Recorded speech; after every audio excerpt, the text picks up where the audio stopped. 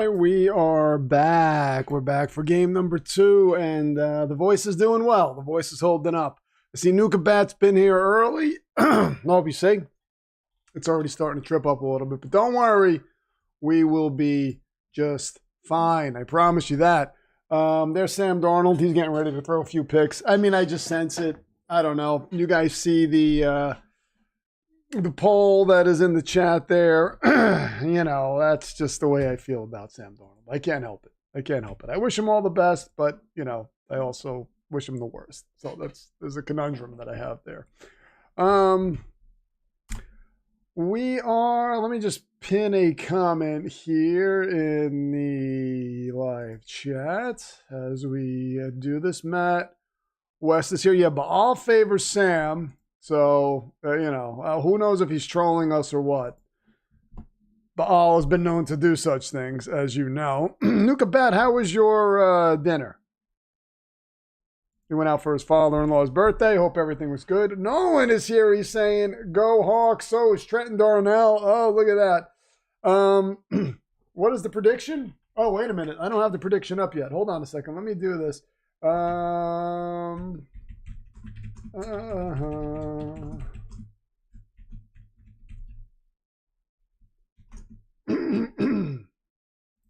Okay. There we go. All right. So let me just pin that really quick.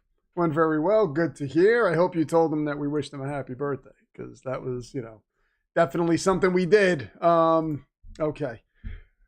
Let's get to the prediction. If you were here for the last stream, I showed you the prediction, but if you weren't here, I will show you now. Let's get that other prediction off screen. And there we go. Oh, that's not the right one. Hold on. There it is. Okay. I've got San Francisco winning this game, which bodes well for you because I had Carolina winning the other game, and that didn't work out. So this is probably a good sign for the Seattle Seahawks. But it doesn't matter because they're in the playoffs anyway. But I mean, it is to win the division, right? So that means a lot. Cooper Kupp has a lot of hair. He has a lot of hair.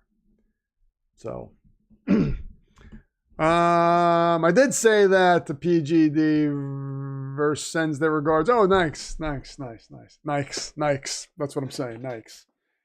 Somebody's singing what I assume to be the national anthem. The 49ers are wearing their black uniforms, which I am not a big fan of. But, you know, they'll say, boo, San Francisco, says Matt West. Yeah. I don't want to see Robert Saleh succeed. He doesn't deserve it. I'm sorry. He really doesn't. So. All right, who is here? We've got Trenton Darnell. We've got Nolan. We got Sean Cantrell. Hello again, PFT, and all the rest of the demons. By the way, let's get Sean Cantrell's title back up on screen, because Sean Cantrell is, by the way, I don't know if you noticed this, but he has become the Demon Lord champion. That is Demon Lord. That is no longer Phantom Lord. We changed it to Demon Lord. And when I say we, I mean me. I changed it to Demon Lord. Let's get his title up there as a, there we go. That's a nice size. That's a nice size. Beautiful. And then if Philip Quinn comes in, we'll fit his title on screen somewhere too. And Ash, by the way, we have your top 5 contenders. There is Ashley, number 1, Melissa Klein, number 2, Samuel Miller, number 3, Mike Causey, number 4, and Dude is your newest contender. He came in last stream and took the number 5 spot in historic fashion, as he typically does. We are about to be underway in this game. It should be happening at any moment now, because they said it was an 8 o'clock kickoff, and we are now at 8:05, so they lied to us. Kupp has a lot of hair, therefore the Niners will win. You can't deny it. That is sound logic, Ashley. I am right there with you. Darnold is a pumpkin ready to rot. I mean, he has not looked good. At the beginning of the season, he looked good, but it's probably hard to look bad if you have JSN as one of your receivers. I got to be honest. I mean, JSN is phenomenal. You can throw that ball anywhere in that man's vicinity. He's going to catch it. So, Hans Gruber wouldn't fall for anyone but the 49ers. That is something that we should say around Valentine's Day. That is a perfect Valentine's Day line. This team is my only hope right now since Chelsea decided to sack Maresca. Well, I don't know what that means. I think it's, I want to say soccer, but we'll say football with a U related. That's what that sounds like. Matt West is rooting for Sam. Oh, me and Matt West, we butt heads a lot. And that's bad news for him because my head is really hard. And I'm sure he has hair. And this is, there's no cushion here. I'm like a battering ram. My pizza needs to get here already. Well, I hope it does. I hope it gets there safe. And I hope it's not weird. Let me tell you something. PFA and I went to Whole Foods before Christmas. And this was before I was sick, by the way.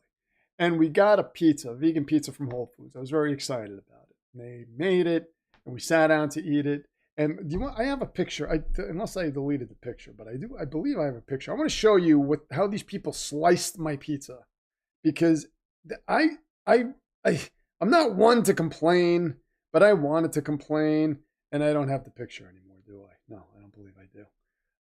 But it was just, I don't understand how you slice a pizza like this and then you close the box and think everything's okay. It was just horrible. And I was like, you know what? It's fine. Whatever. I just ate it. But, man. His head is also shaved. That's true. That's true. Matt West, you mean? Is his head shaved? Because that would be rough.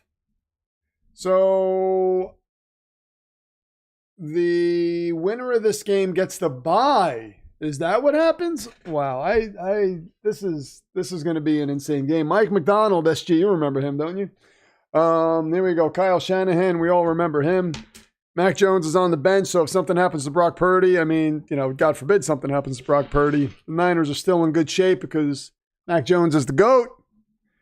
Just tuning in, more pizza drama. Yeah, man, we've talked about this, being the logo creator, and Whole Foods is just ridiculous with their pizza slicing. I thought I sent you the picture of it. You were the first person I thought of when I got it. I was like, this is just, I can't believe it. They sliced it into 8 slices, but it's like they didn't slice it right in the middle. They sliced it off to the side, and somehow when they put the pizza in the box, I guess it was still... like it was like moved somehow. I don't know how they could have possibly done this and thought, you know what, this is acceptable. Chelsea's ex-manager, Enzo Maresca. Enzo's, by the way, is the name of the restaurant in Stranger Things. Bob Saleh. Yeah, good old Bob. Here comes Sam Darnold. So what do we have here? Taking the under. Wow, people have faith in Sam Darnold. Shame on you. 62% say they're taking the under on 2.5. Turnovers now. That's turnovers. That includes fumbles. Okay, let's see. 1st and 10. Here comes Sam Darnold working out of the shotgun. He takes the snap. His eyes are right on JSN. Oh, no, that's not JSN. Was that Rashid Shaheed? I think so. Gain of 3. By the way, I'm digging the new digs. I'll let PFA know. Yeah, she did a great job helping with the design. Good on you, logo creator, with your contribution. Yeah, basically everybody had a hand in this except me. That's not true. I had a small hand, but PFA was the one who came up with the idea, came up with the layout. This was all logo creator right here. So, I have a good camp in my corner. Very, very blessed, very thankful. The support I get sometimes makes my my head itch, so I scratch it. Xerxes says, Soldier of Nerdism. What's going on, Soldier? Navy EMT comes in with a 2 where says, Go Hawks, go Hawks, go Hawks, F the Niners. Navy EMT, your name is getting right on the Stream's High offering. Thank you very much. I picked the, oh man, Kenneth Walker with a big run, takes it down to inside the 40 of the San Francisco defense. Where is this Bob Saleh defense, by the way? This vaunted Bob Saleh defense. He's so great. Everybody all of a sudden is so Colin Cowherd's all like, oh, Robert Saleh, he's probably going to get another head coaching job. But like when he was the coach of the Jets and was named coach of the Jets, he's like, they hired Robert Saleh, a defensive coach. They don't know what they're doing, blah, blah, blah. It's just like anytime somebody mentions the Jets, they have to say something stupid. It drives me crazy. Drives me crazy. Navy EMT, there is your name on screen. Congratulations, my friend. Thank you so much. And this ball is given to Zach Charbonnet. He gets about a gain of 6. Charbonnet is, he's somebody that I thought would be pretty good. I think he's coming around. I want to say he has exceeded my expectations, but I think he's about meeting my expectations this year.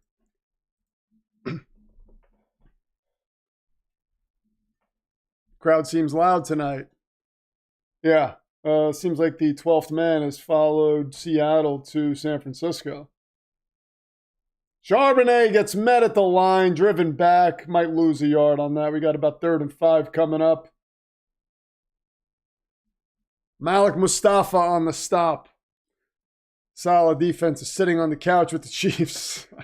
Brian Dusenberry is here. What is going on? The Horror King.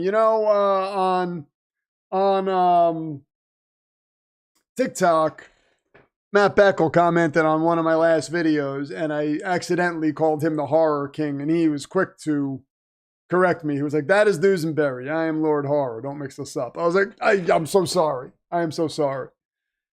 Caught me at a time when I was like doing something. Darnold gets the ball off, and that is delivered over the middle for the first down. They are at about the 23-yard line. Look at Father Dismas says, not on my watch. Comes in with 2:01. Oh, man. Father Dismas is a menace.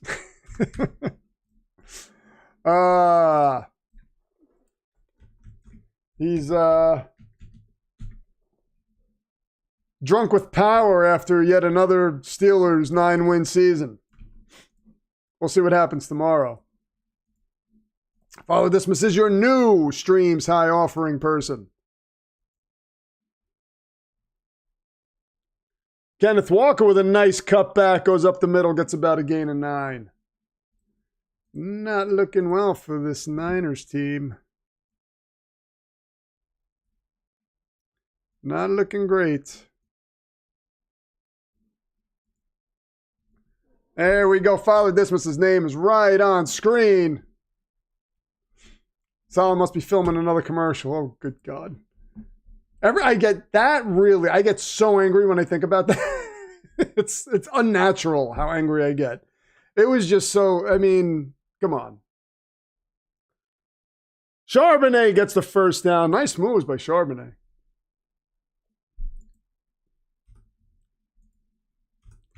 First and goal for Seattle, marching right downfield.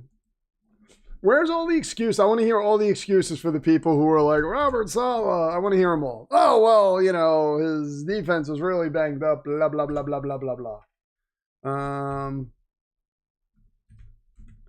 We have a strong Seahawks contingent in this chat, by the way. The Demonverse is rich with Seahawks fans. Back to pass to Sam Darnold. Back to the end zone. And that's a flag that was intended for Jackson Smith and Jigba. There's going to be pass interference called on San Francisco. Oh, boy. Oh, boy.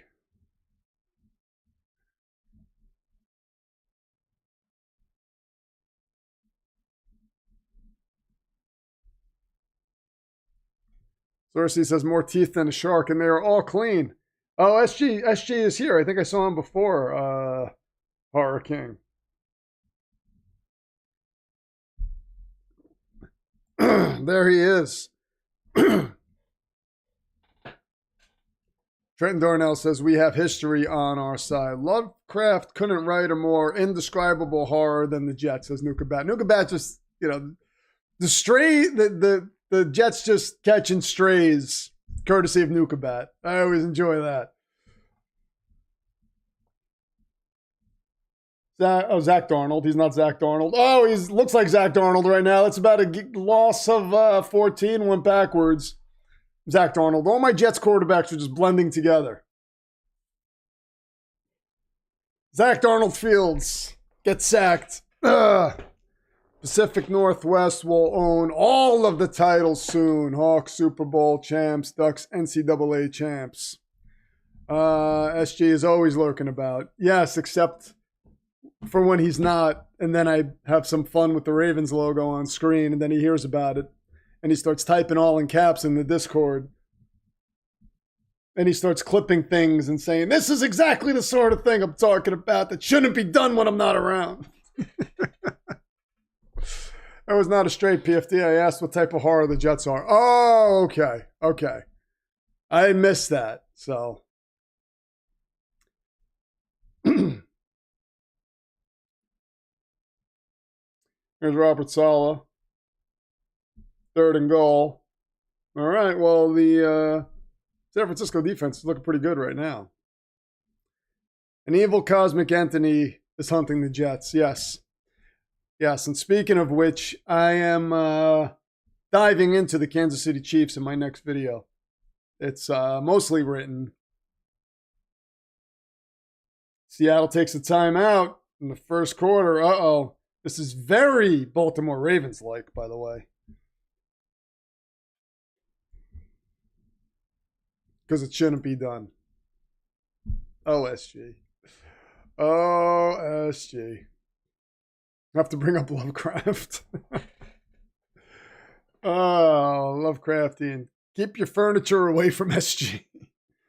Brian's going back to work. Love you all. We love you too, Horror King. Hope to see you again soon. Pop in. I will be here tomorrow. And next week, man, it's just like game after game after game. So we'll be here constantly. Well, am I rooting for Saleh or Darnold? I mean, I don't know. The lightning bolt. The comet. I'm rooting for the comet. That's what I mean. 49ers look like an alternate Falcons. Oh, man. I think Father Dismas may have just cursed the Niners. Charbonnet gets stopped. That was a head scratcher of a play call. 4th and goal. Why are they running the ball on 4th and 7? Interesting call. Not a good call. Seahawks are going for it. Whoa. All right. Timeout already is crazy. I did smash that like button. Thank you, Jeremy. Don't like this play calling. They're at the 4-yard line. Let's see. Darnold's like, hey, Jackson, I'm going to throw it to you, so get ready. Come hell or high water, I am delivering this football to you. And Darnold takes the snap. Oh, eyes on the other side of the field. Incomplete. Oh, boy. Turnover on downs. And that is the Robert Saleh defense. Wow. Wow. Look at that. And the Niners stop the Seahawks' questionable play calling. What are the, let's see what the Seahawks fans on Bleacher Report are saying here. I like to check in with the fan base every now and then. What do the Seahawks fans here think? Do you guys, what do you think about the play calling? I am not happy about that. Let's go to forum. Let's see what they're saying. Take the friggin' points, bro. Yeah, why does this team hate to run the ball on the 1-yard line? And then they ran the ball on like the 7-yard line on 3rd down. That doesn't make sense. Yeah, Sam has to hit him, but run the damn ball, Kubiak. Oh, man, yeah, it's pretty bad. Pretty bad. That was insane. That was insane. I did not like any of that at all. Nothing but nice, gentle things a Stanky would do. Good call. We'll get a sack and get the ball back. Navy AMT is not concerned whatsoever. I like it. I like the confidence. And Tim Daniel, in typical Philadelphia Eagles fashion, has to throw up kind of a swear word and says, take the points, dumbass. Well, you know, I agree with Tim Daniel. I agree with Tim Daniel there. It doesn't happen a lot. But SG says, unserious. J6 says, we are doing what? Yeah. Yeah. Are you rooting for a tie? Says Jeremy. No, we never root. I never root for ties. You guys do. He is rooting for Godzilla to rise out of the bay. That would be something. If Godzilla rose out of the bay, I would still keep streaming. I would be watching it. Like, oh man, there's Godzilla. We got a Jaden Daniels commercial, or he's in a commercial for flag football. Anyway, well, Seahawks should be at least leading 3-0. I think they should be leading 7-0. But that play calling at the end was oof. Oof. The refs are to blame somehow. Super Dave's here. Evening Demon Verse. Let's go Seahawks. Okay, but if Mendoza films a Colgate commercial, are you passing on him? Here's the difference. Mendoza is a quarterback. And quarterbacks, if they are capable and doing the right thing on the field, film as many commercials as you want. When you're a head coach who can't do a damn thing, I don't want to see you in a commercial. Sorry. You do not deserve it, number one. Mendoza deserves all the commercials. I mean, Walmart, whatever, name it. Audi commercial with Mendoza would be beautiful. Christian McCaffrey runs up the middle for about a gain of 2. Just name something. Mendoza would be great in that commercial. Mendoza is an athlete. Yes. A special athlete, by the way. He's going to look great in Jets green. What about a Gillette commercial? Mendoza, the best the Jets can get? Yeah, he is, actually. He's the best the Jets can get, especially this year. I think Brock Purdy and I have the same color eyes. I just noticed that. They're almost like olive. Purdy gets the ball to, I believe that's George Kittle. Oh, Juice Check, sorry. Third down coming up. Oh, you content with Dante Moore if the Raiders decide on Mendoza? No, I'll tell you, so if Darren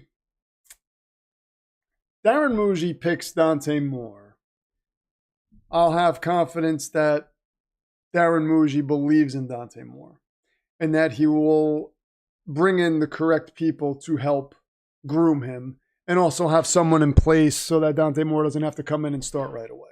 So I wouldn't hate it, but I wouldn't be pushing for it.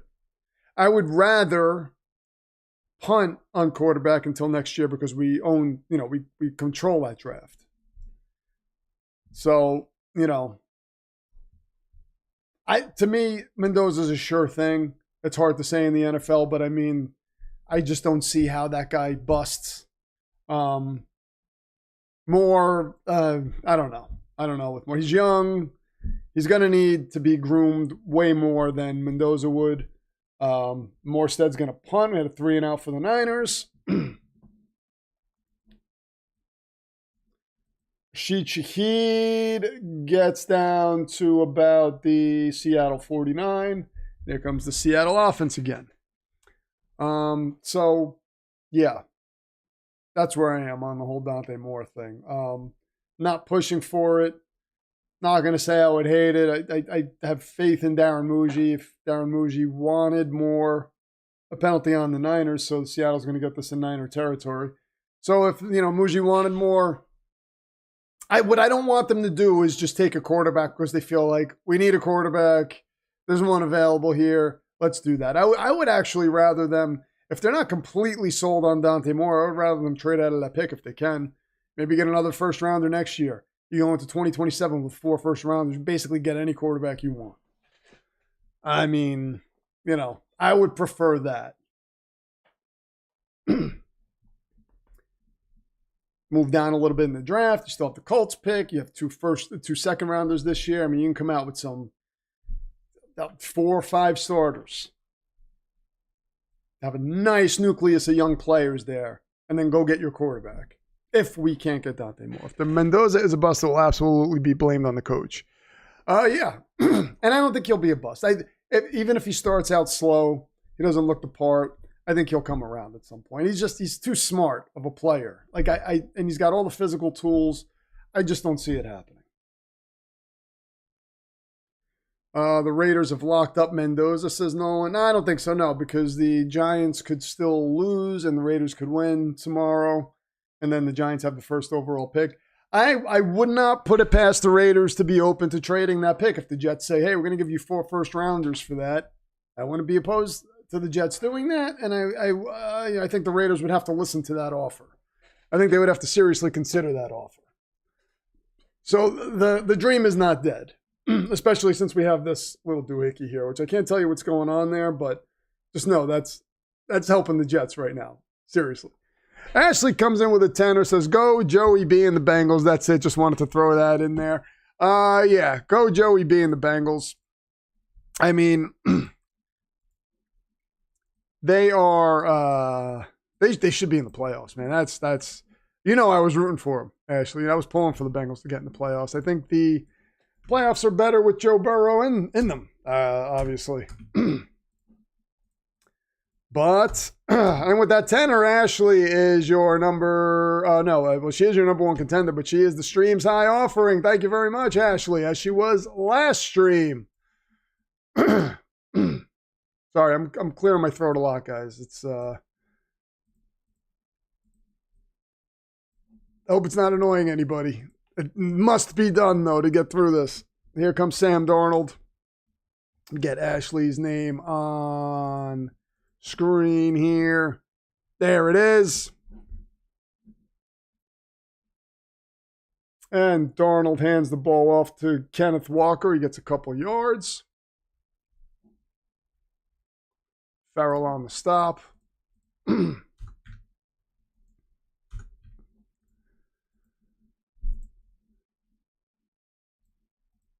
yeah, Darren Muji has to be in love with Dante Moore.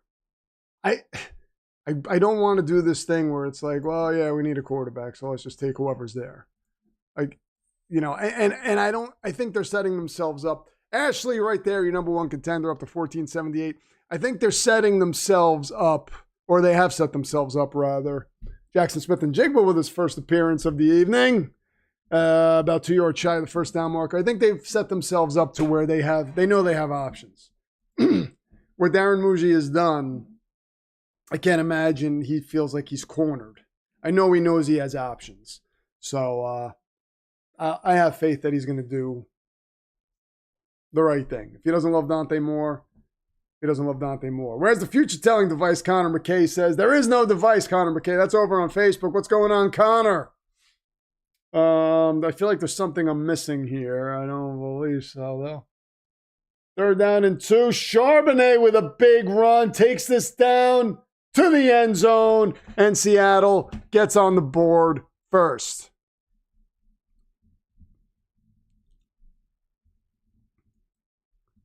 There we go. Bam. Oh, wait a minute. There's the score. Okay. 6-0 Seattle. Joey B and the Bengals are only going to Cancun this year. If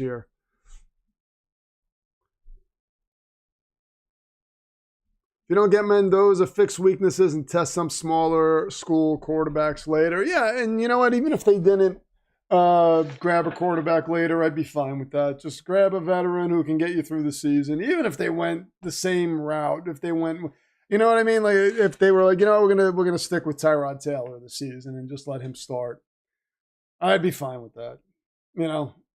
Seeing that they have this draft capital, and I'm telling you, you can't get Mendoza. I am all for trading that number 3 pick. Again, unless Muji is just in love with Dante Moore, which I don't know that he will be. We'll have to see. But you trade that number 3 pick, man. You're going to end up with 427 firsts. I mean, I would even trade that number 3 pick, honestly. You do a pick swap. And not even a pick. Let's say not even a pick swap. Let's say you just give up that pick and get the 27 first and the second this year. I would be like, all right, cool with me. 3 firsts in this draft, 3 seconds in this draft, 4 firsts in next year's draft. I'd be fine with that. I would be fine with that. Willis says, Soldier. We talked about this last stream, Soldier. I know you weren't here. Yeah, Willis, you know how I feel about him. I don't know what he is going to be without Matt LaFleur. So I don't know that I'd be willing to give him. He's going to be like 25 to 30 mil a year. I don't know that the Jets would be ready to commit to that. Even though it's not like, the high-end contract, it's still for a team that has so many needs, that's still a big chunk of change to give somebody who isn't a sure thing. And when I say sure, none of these quarterbacks are going to be a sure thing. But without Matt LaFleur, I don't know what Malik Willis is going to be. Maybe he'll be good. But I think I would rather have the rookie that you don't have to pay for a while and build around him and let him grow into the role. And then there you go. Instead of paying a guy when you have so many needs. That seems like an old Jets move, So, yeah.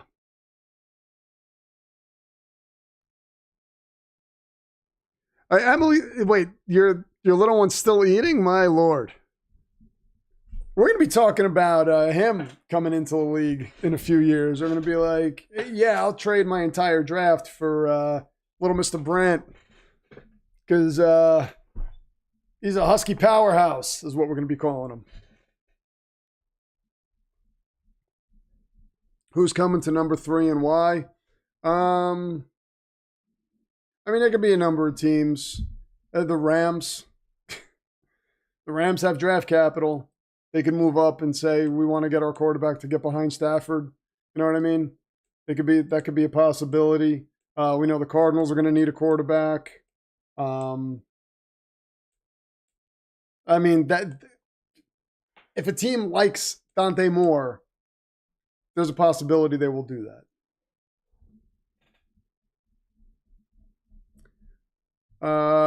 Super Dave, that's a good question. Let me get to that in a moment here as Brock Purdy, comes out to give the ball to CMC. It's about a gain of 1. Which of these veterans do you want to help guide your rookie? Mariota, Russell Wilson, Tyrod Taylor, Joe Flacco, Kenny Pickett, Jimmy G, Mitch Trubisky, Carson Wentz.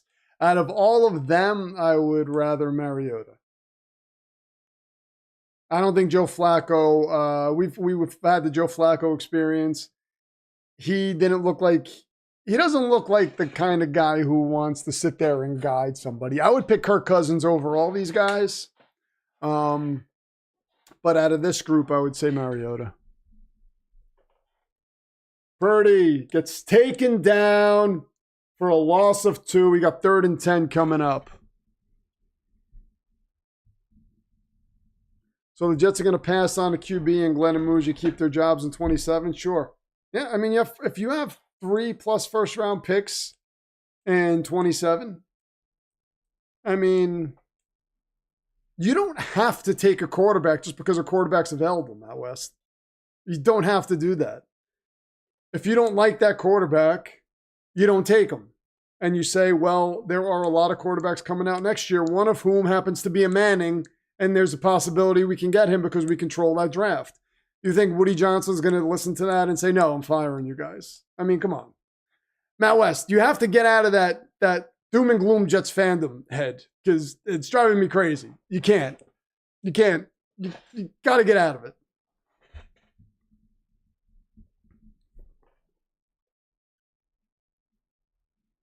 Oh, Soldier's laptop is ready to get picked up. Yes. Connor says it's 1 a.m. in the UK. Happy Sunday to you, Connor. And the Niners are going to punt the ball again.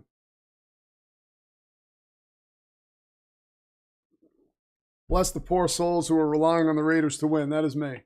That is definitely me. Feel Russell's going to retire. Yeah, you never know. You never know. He might stick around and just say, I'll just collect a paycheck and just sit on the bench. That's the easiest paycheck you could ever make.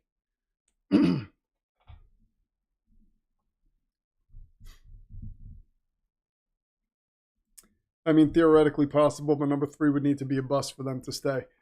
The problem here's the deal though. We're not going to know whether he's a bust for a few years. You're not, unless it's Arizona, he's not going to be rushed to play right away. And if he does come out in Arizona and he plays right away and he looks good, okay, fine. Then we can look at that and say, oh man, maybe we should have taken him. But if he goes to the Rams, he's not playing right away. Stafford's playing. They're going to sit him behind Stafford for a while. The likelihood of year 1, Dante Moore, who will freshly be 21 years old, coming into the league and lighting it up is slim. Being rushed into a starting position with a bad team, assuming it's Arizona, that's slim.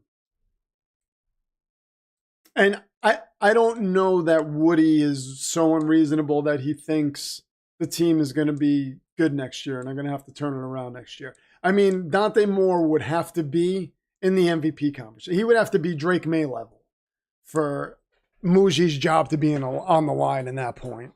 But still, you collected all this draft capital, so now you're going to fire the GM when you let Joe Douglas stick around for so long. It's not happening. They're going to let him play out his contract. Muji, maybe not Glenn, but Muji is going to play out that contract at least.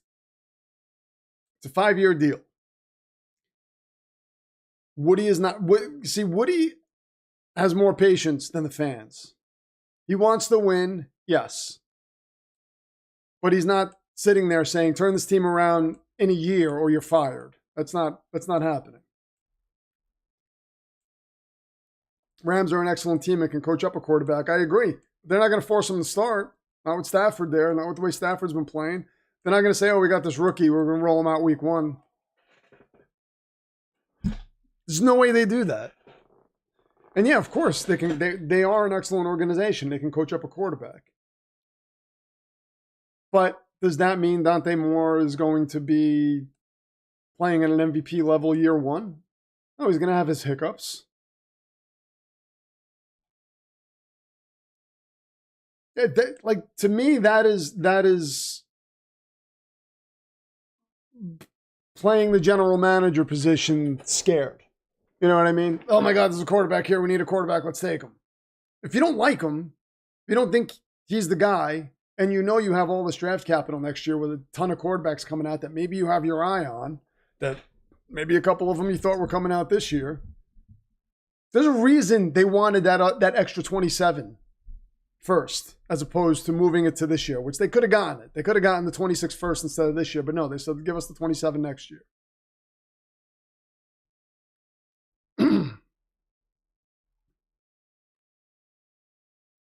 Walker gets taken down at the line of scrimmage. And I'm saying the Rams too, because, you know, we've seen the Rams. We know that they're, when it comes to draft capital, they're just like whatever about it. If they really like a guy, they'll move heaven and earth to get him.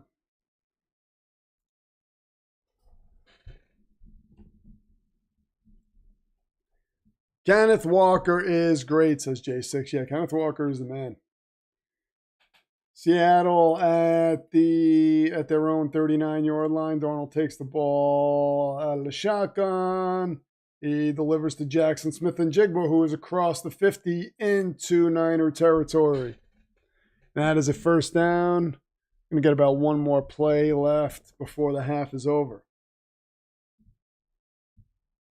Rams have had a pretty good run of not having a first-round pick. Yeah, that's what I'm saying. They know how to draft.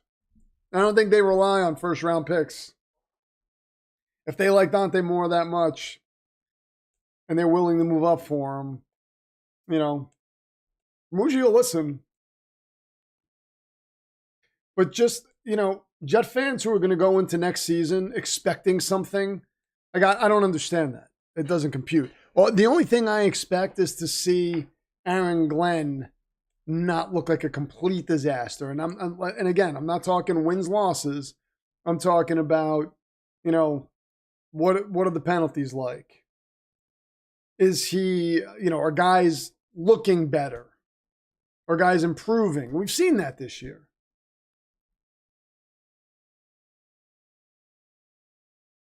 it's so hard to win without a quarterback in this league. And again, this team has nothing. They have nothing. Geno Smith will be available, probably. False start on Seattle. There's 1 second on the clock. All I hear is Dinty Moore now. Yeah, JSN should definitely be OPOY. The Niners get down bad with the score. I hope we get to see the great Mac Jones. Yeah, we can only hope. We can only hope. Are we out of the first quarter now? Yes, we are. Mike McDonald does not look happy. Does not look happy with the refs. All right. As we go to commercial, take a quick 60-second intermission and be right back.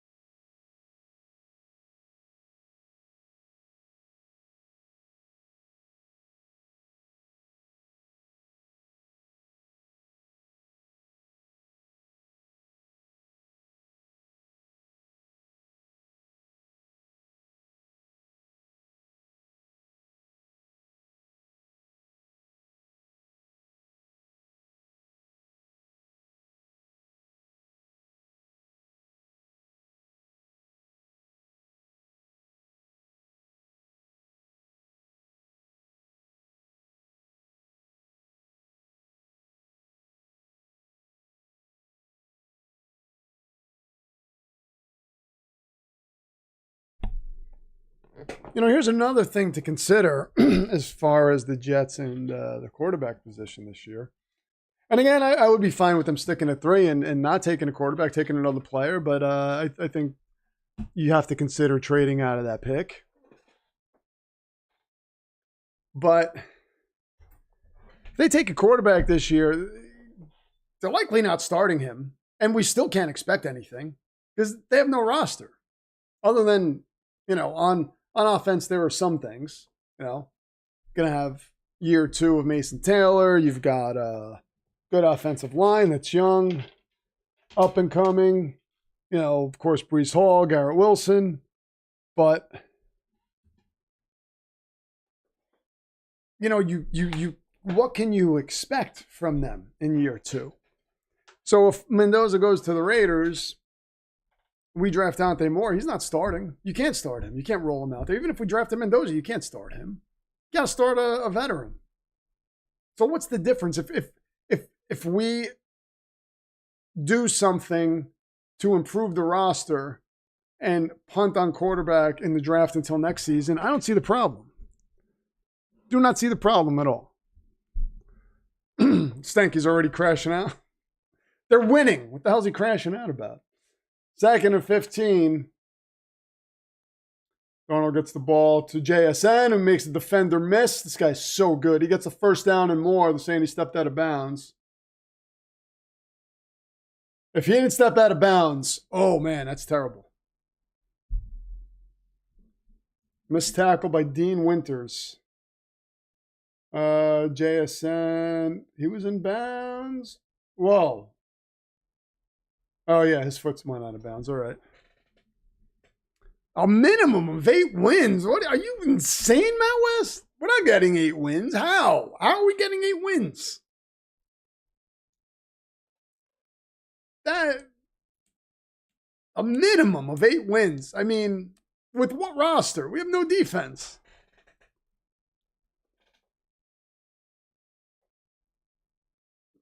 Don't settle for 3. Hope the Giants win and get number 2. Yeah, either way, we're still in the same position. If the Giants win, I mean, I would rather the Giants lose and the Raiders win, and then we get number 3, than just get number 2. I mean, you know, number 2 is fine, but.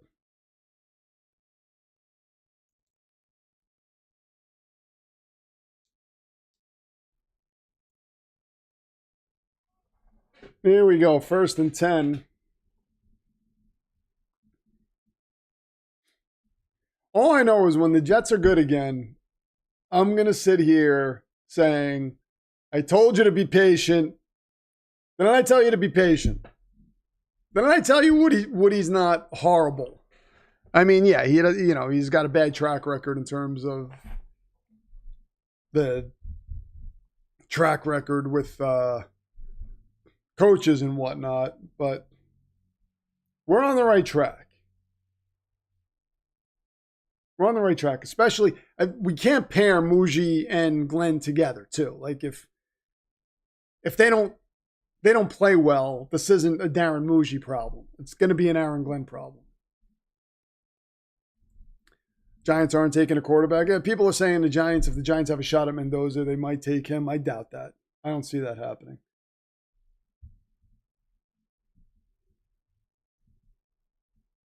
Kenneth Walker loses 4. We got 3rd and 14 coming up. Glenn better get a staff and actually start doing something as CEO. Look, they hire Wink Martindale. All of a sudden, the defense is going to look much better.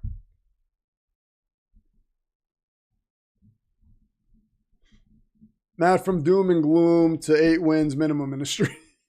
Right? Like, what coach in the league would get this team to 8 wins? I want to know. I need to know who the coach you think would get this team to 8 wins, because that guy is a magician. He's going to manifest the quarterback out of thin air, and that player is going to suddenly play defense too and pressure the opposing quarterback. It's going to be remarkable. It's going to be, 8 wins is like, wow. 4 and 13 coming up. How dare YouTube hide this stream for me? Also, I hate the Chiefs. I hate that Chiefs football is stress-free this early, says Gimmick. I felt nothing but pain since the Chargers game. Yeah, the Chiefs. Well, I'm making a video about the Chiefs, Gimmick, so you're going to have to keep an eye on that to see how to fix your problems. Seahawks missed the kick. No good. Still 7-zip. And it's going to be San Francisco ball. I'm not trading for Tomlin. No, if they fire him, I would love Mike Tomlin, but no, I'm not trading for him. Bobo said a good block. Could have gotten 10 yards out of that. Nolan says, I open my mouth and that happens. That's the way it goes. That's the way it goes.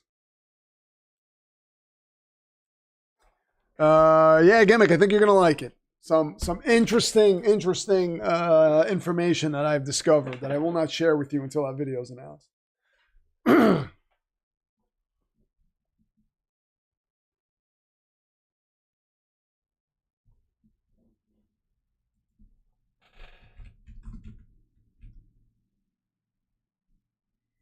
Wink Martindale was a game show host, yes. That's true. Oh, wait a minute. And he was an American disc jockey, radio personality, and game show host and television producer.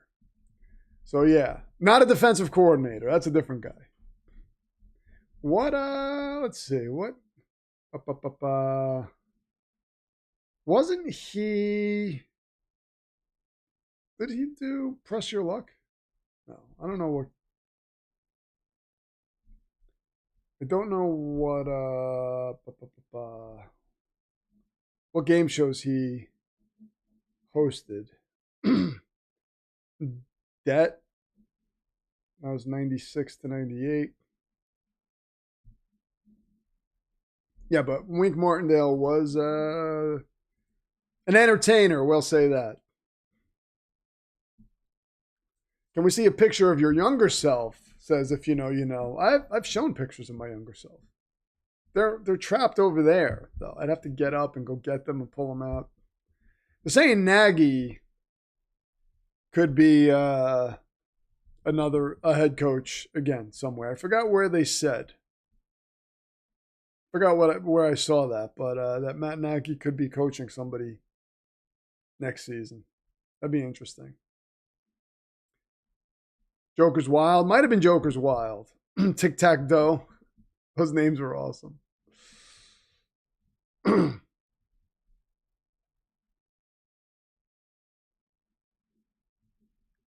Let's see. We are talking 8 wins next season with Muji drafting. So Tomlin, Gruden, MLF, the Dark Lord Belichick.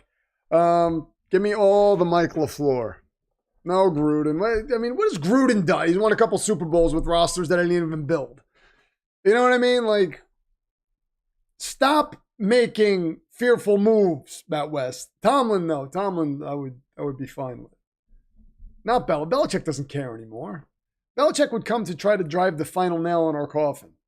He would see that we're moving in the right direction with Darren Muji, and he would want to take power from him. No, we're not doing Belichick.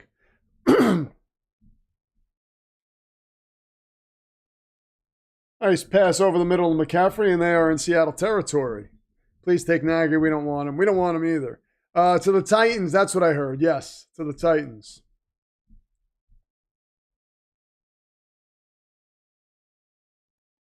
How can you not want Evil Chucky for a head coach?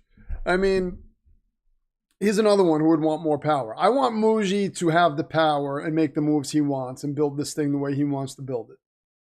That's what I want. I don't want one of these coaches coming in wanting to cook the meal, so to speak.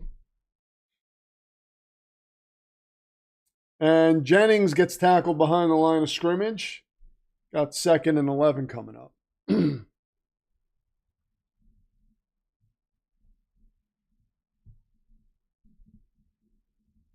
So I'm fine with letting this play out. Let Aaron Glenn, give him another year. Nothing's being fixed next year anyway. Give him another year. See how he does. If he looks terrible, then we'll reassess it. But that's it. We gotta let this play out and stop being so trigger happy. Like 8 wins right now. Like, it's not gonna happen. Now, Juwan Jennings got hit as he was trying to come down with the ball. He's getting up gingerly. It's like he's going to run to the sideline, but he looks like he's going to be okay. Now a possibility I could see where they do get 8 wins is you draft Mendoza.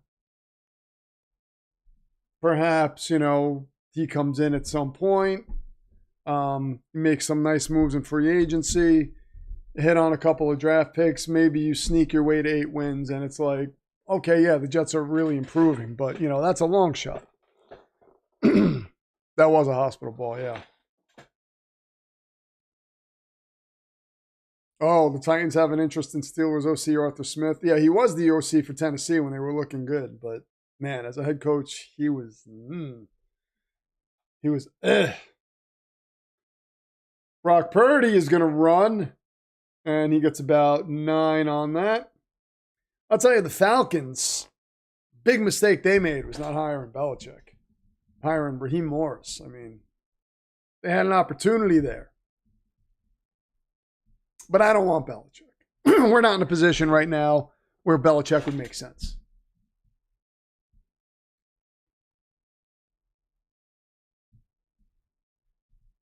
Thing going against the Jets is even if they improve, the Patriots came out of their short exile and the Bills are still good. Well, the Bills are not that good, honestly. They have Josh Allen and not much else. The Bills don't scare me. The Patriots kind of do, but if the Jets nail quarterback and, with this draft capital and cap space, they make the right moves, all of a sudden they can turn it around quickly. Again, maybe not next year. I don't think it's going to be next year. I think we're looking at, the 2027 season where we're like, okay, now we should be in a position where we're sniffing that 8-win, 500-plus territory, but not next year. Purdy is a mobile quarterback, yeah.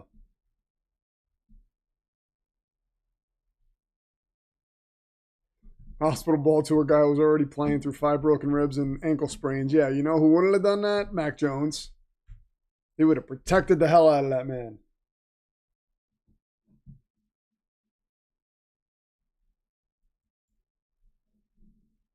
He would have protected that man with his life.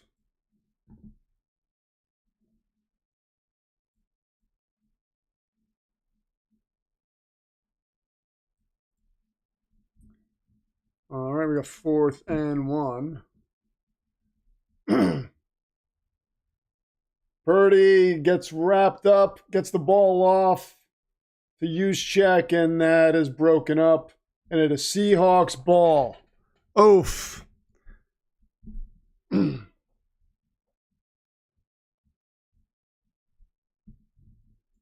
Ashley says, I am a recent convert to pro football. I really don't like it when head coaches don't appear to smile and have fun with their players.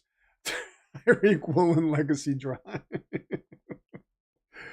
Well, so here's the thing with that, Ashley. I don't like guys who are too much of a player's coach, because, you know, you could be too much of a player's coach and that doesn't help anybody.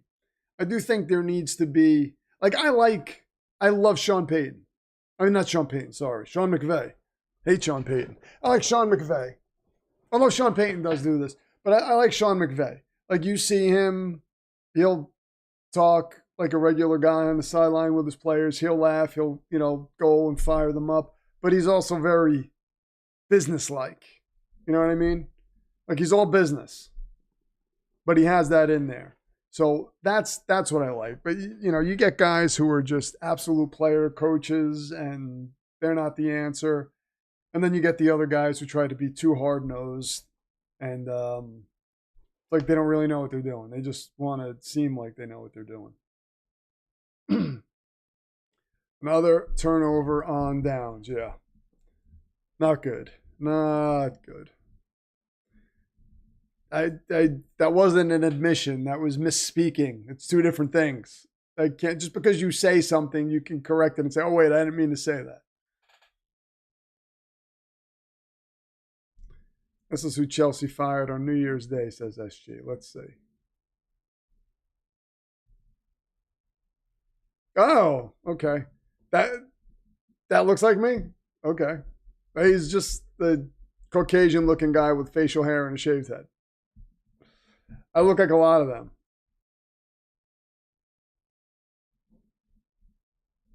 And then Tim Daniels got a picture of Evil Lynn in there saying that that's PFD's new crest. I don't see it. I don't see it.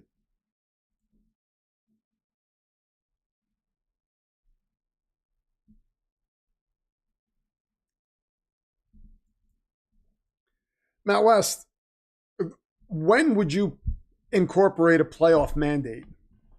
Because I know you're looking at it as, oh, well, that's 5 years down the, or whatever it is. 26, 27, oh, that's 3 years down the line. But look where we are. We just basically gave up two of our best defensive players. We don't have a quarterback. The roster is in shambles. We have a rookie head coach. When would you incorporate a playoff mandate? Like, we have to be realistic here. There's got to be some patience exhibited. And even with 2 firsts and 2 seconds this season, we don't know what's going to happen. So let's say we get Mendoza. So playoff mandates in 27. So Mendoza has to make the playoffs next year. Like, no. And then 27, you have that draft. Is there a playoff mandate there? I don't think you could expect a playoff mandate with a bunch of rookies. I think you could expect improvement if you make the playoffs, cool, but I think you have to sniff the playoffs. Then the year after that, yes, you should be a playoff team by then. I mean, I don't think that's illogical.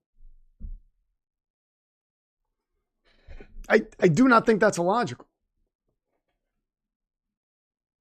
Chat would never take anything you say out of context. Oh, yeah, I know. You guys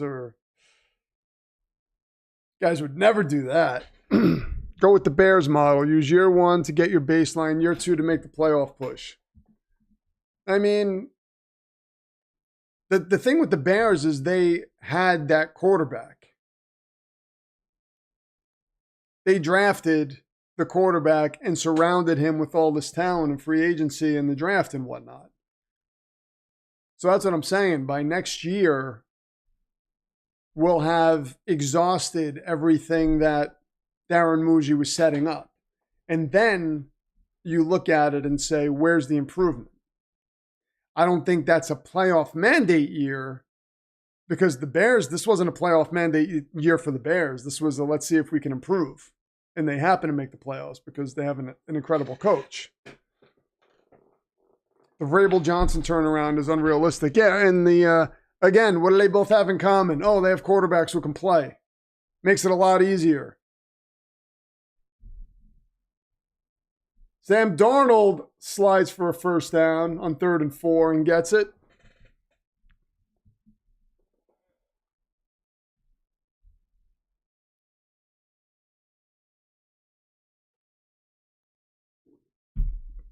Yes, playoff push. Yeah, that's basically what I was saying. In 2027, then that's when you sniff the playoffs. So yeah, you make a playoff push. You sniff the playoffs. If you don't make it, okay. But the playoff mandate can't come until 28. I don't think that's unrealistic. Or I don't think that's crazy to look at it that way.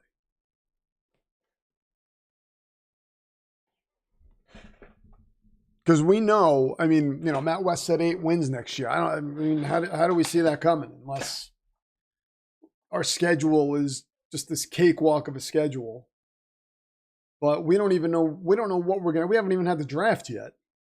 We haven't seen free agency yet. We have no idea what the roster is going to look like. You know, come June or April rather, we'll have a good idea what this roster is going to look like, and we can say, all right, then we see the schedule release, and then we look at it and we can, you know, make a determination on how many wins we think we should have. But it's not going to be anywhere near 8. I mean, I would be shocked if I look at that schedule and say 6+ wins. I don't know that I would look at the schedule and say 5 wins. Just because of where the roster is. But after the 2027 draft, yeah, I'm going to be expecting something. Not playoffs, but I'm going to be expecting the team to be competitive. Do the Chiefs have a playoff mandate next season? Would you say they have a mandate as long as Mahomes is on the team? Yeah, I don't think the Chiefs can miss the playoffs in back-to-back years. I think if they did that, Andy Reid might step down. Say, yeah, you know, I'm getting older. I don't have to prove anything else anymore.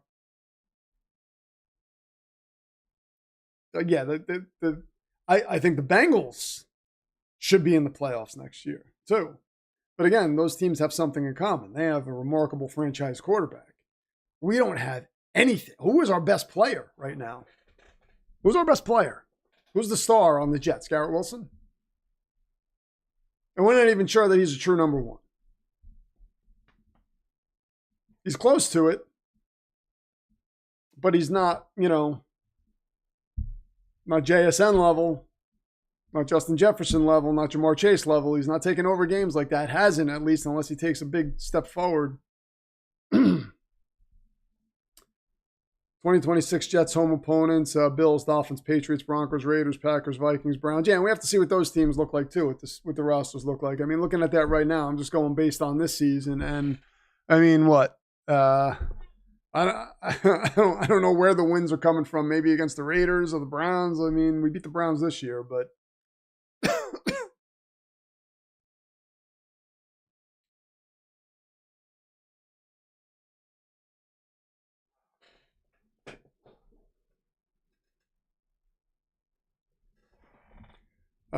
favorite John Candy movie. Mine is Uncle Buck, says dude. John Candy. Oh boy.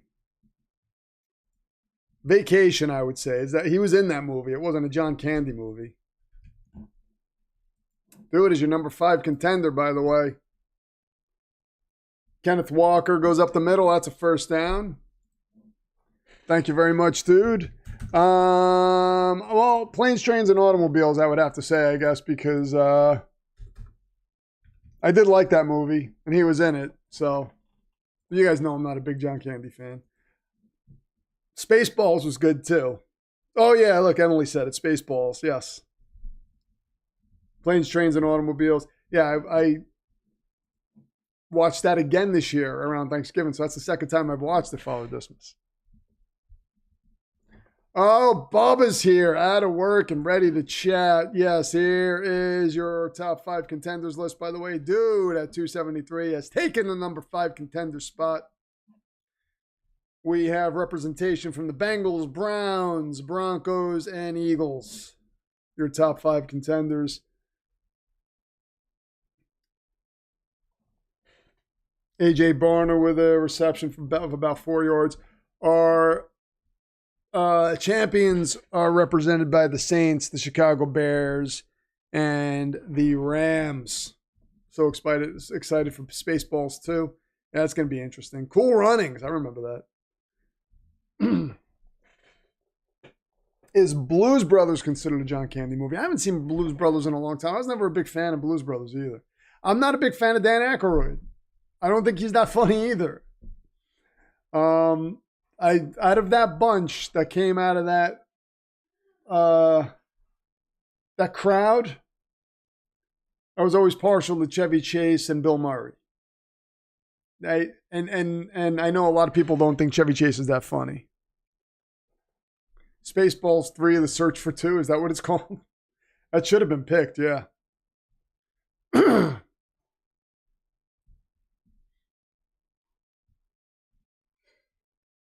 JSN almost came down with that ball, too. He put his hands right in the exact spot. Jason Myers, 45-yard attempt, missed from 47 earlier. Hooked it. No, he didn't hook it. He pushed it. Myers puts it up this time. Now it's a 10-zip game. Let's get the score updated. All right. I'm sorry, guys. I gotta blow my nose again. I will be back in a second.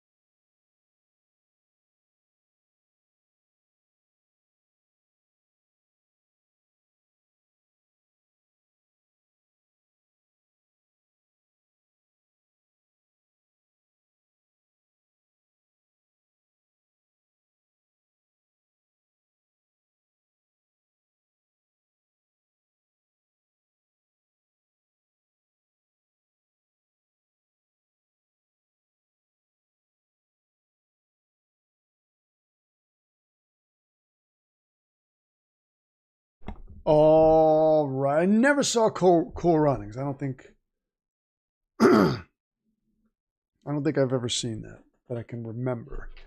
I think the Seahawks defense is too stout for the Niners O-line. It looks that way. Looks that way.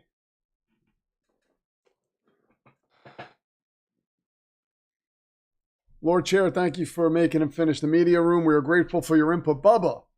PFA would be very upset with you right now because this was her idea. This was all her. And then the logo creator for creating this doohickey down here.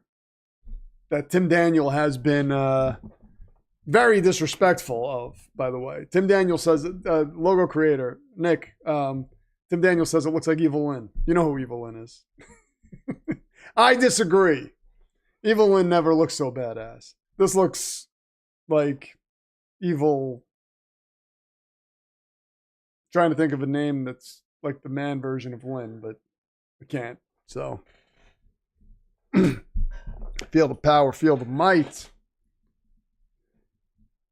PFA demands that she be credited for what happened in here. So just so you know, Bubba. Did Bubba hurt Josh's feet again? Did Bubba come in and hurt Josh's feet? Did he break glass? Bubba's on PFA's bad side. My condolences on your upcoming death, Bubba. I might have to call her and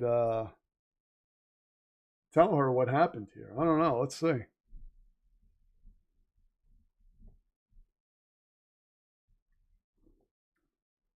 What are you doing for PFA on Valentine's Day? I saw Valentine's candy decor and well, look at Bubba. Forgive me, PFA. I was at work and unable to watch all the first stream. I'm so sorry, Queen. I don't know. We'll see if she forgives you, Bubba. We'll see. I'll let you know. She does. Screen to Kittle loses yards on that. She does not care for Valentine's Day. She doesn't care to be. She doesn't like the restaurants because they have a set menu all the time. You can't order what you want. The crowds are crazy. She's not a big buy me gift person because she doesn't like clutter and stuff like that. So yeah, we kind of lay low. I usually just like make her dinner and we hang out and we have a good time. We'll watch like a movie or something. It's usually low key. She I'll get her like candy, like vegan candy or something like that. But yeah, she's not a big fan of Valentine's Day. Evil Ernie, that's a comic character I haven't thought of in a while. Oh, Evil Ernie hurts my heart. You know what the logo creator did? This guy is a maniac. I sold my Evil Ernies. My first appearance of Evil Ernies. I just sold them on eBay. He was so frustrated that I was doing that. He was going to buy the Evil Ernie comics. He actually set it up with his friend. He's like, I don't want him to know that I did it, but buy those comics. Or buy the number one, Evil Ernie number one, so I could send it to him. And the guy missed out on it. Nice pass to Juwan Jennings. And I was like, you're a maniac. That's what he tries to do. He hears I'm selling a comic that he doesn't want me to sell, and he's like, I'm just going to buy it and give it back to you. Now you have to keep it. Evil Ernie does not have a skull face. No, but he's got that little pin that's a skull, right? Oh, no, it's a happy face. Don't even talk about this. He's very upset that I sold my Evil Ernie. He was not happy about that.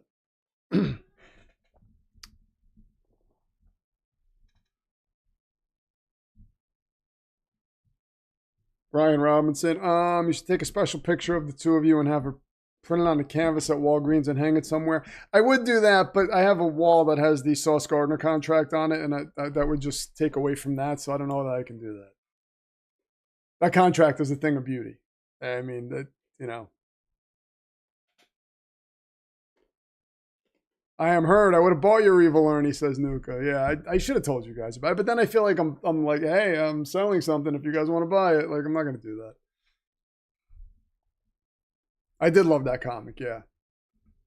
I don't have a hard time parting with physical things. What a play by George Kittle.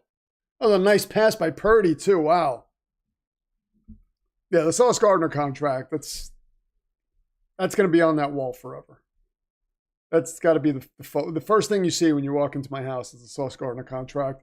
And then there is an explanation of what it is next to it. And if you don't see that, I'm happy to explain it to you in depth. Perfect Valentine's for PFD, tofu steaks, candlelit table, then screening of the Terrifier trilogy. That is perfect, yeah. Did you get the signed Zach Wilson merchandise we chipped in for? Did you send that somewhere? The post office might have just thrown it out. They might have been like, this shouldn't go to anybody. Let's just get rid of this. I could hang it in my kitchen. I could do that, but the Garrett Wilson contract is hanging in there. So, because that's a good contract too. Because if we trade Garrett Wilson, that's back end heavy, man. I love Darren Muji. Where's Matt West? Where is Matt West right now? Well, we need to settle this once and for all, Matt West. I need you to understand what we have as a general manager before it's too late. You need to get on board with this right now. Where's the bar? It needs a bar.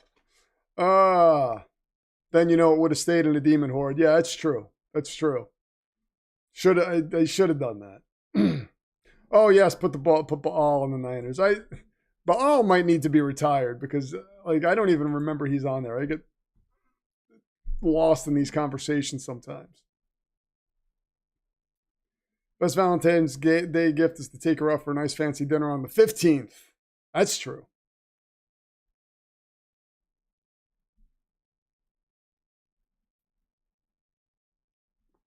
Best song from a John Candy movie is Turning Around by Jimmy Buffett from Summer Rental.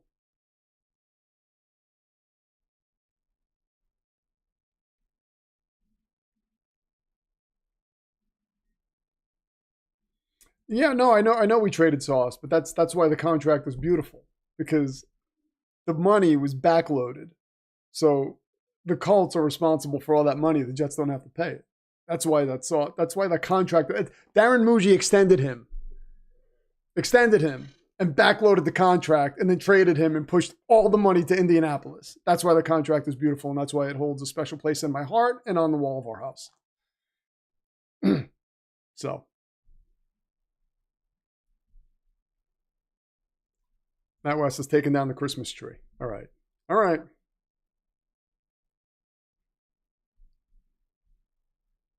We're settling that you. I need you to profess your.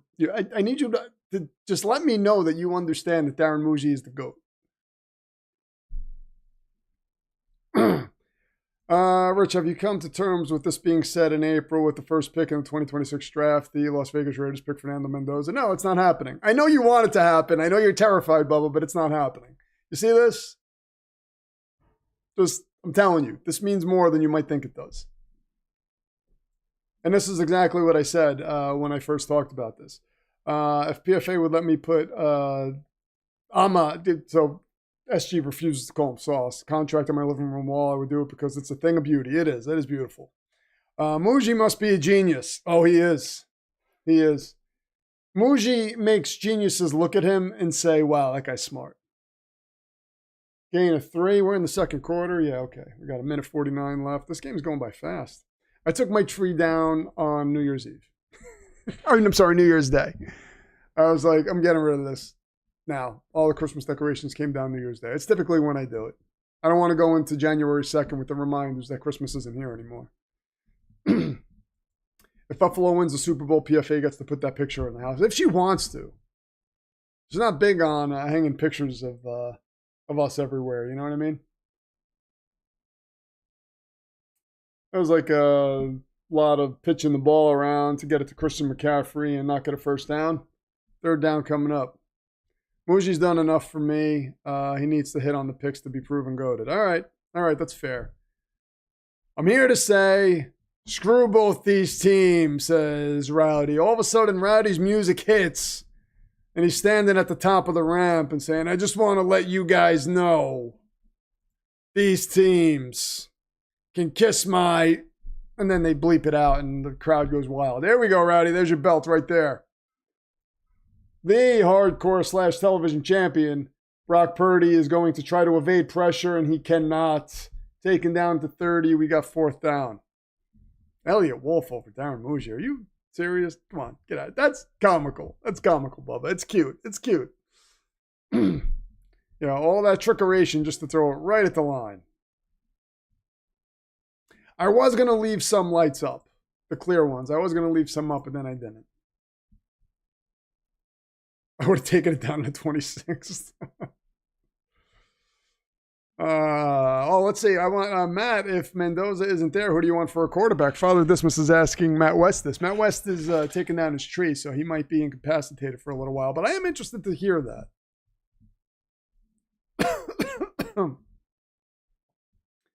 4th and 3 coming up.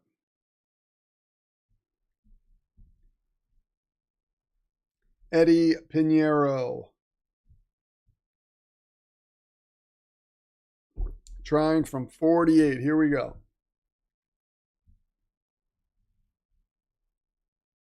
Let's see what happens here. 48-yard attempt.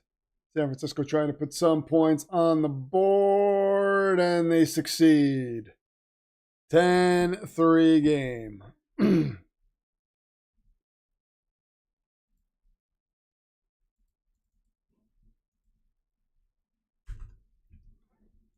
All right, we got a 10-3 game. There we go.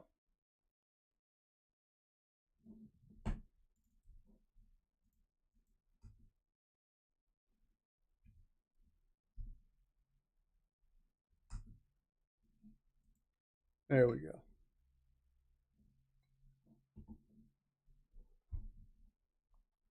The coffee looks like it needs mixing. I think that looks fine. Does it look like it needs mixing? I think it's blended together pretty well. Oh, you mean at the bottom there?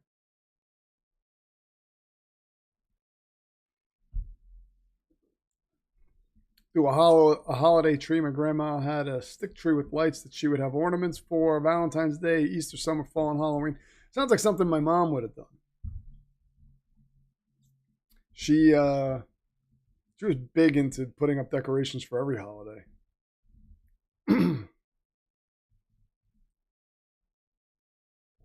And Seattle gets the football. Let's move Baal. Rashid Shaheed takes this down to the 35. No, that is a vegan sort of coffee drink. It's not real coffee. It's like chicory root with soy milk and stuff. Really good. Just for the sheer comedy of what Rich implemented this year, I really want the Patriots to win the Super Bowl this year, and then their belt will be displayed all year in every video. Well, Bubba, we'll see about that. I could change rules at any point, just so you know. And Darnold gets sacked. 53 seconds left in the half.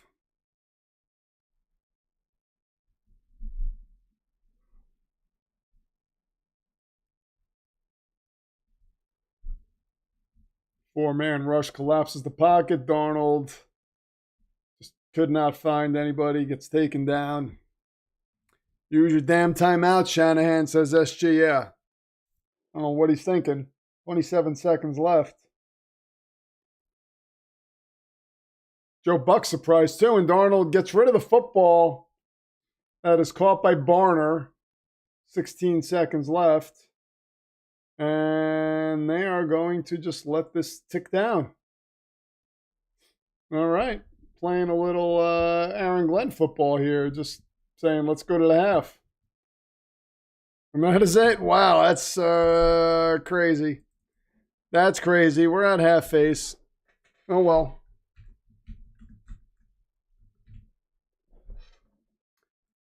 All right. 10-3 at half face. I have to blow my nose again. I'm sorry, guys. It's crazy.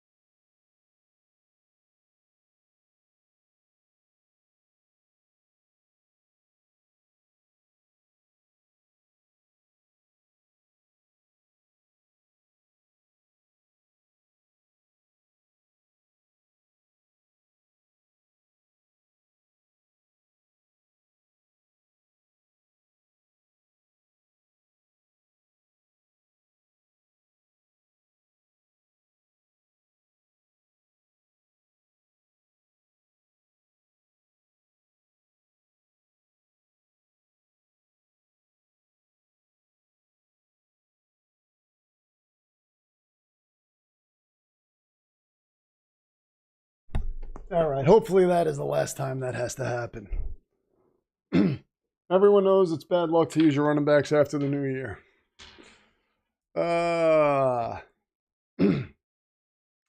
Yeah, tomorrow night is going to be very interesting. We got Ravens Steelers. Ooh.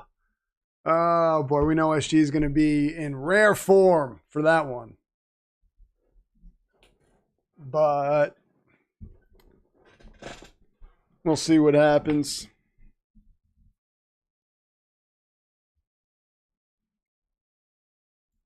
SG says, Bubba, I don't care what happens tomorrow either. We make the playoffs or Harbaugh gets fired. Do you really think Harbaugh is going to get fired if you don't make the playoffs? Because John Harbaugh is available. Get me that man right away.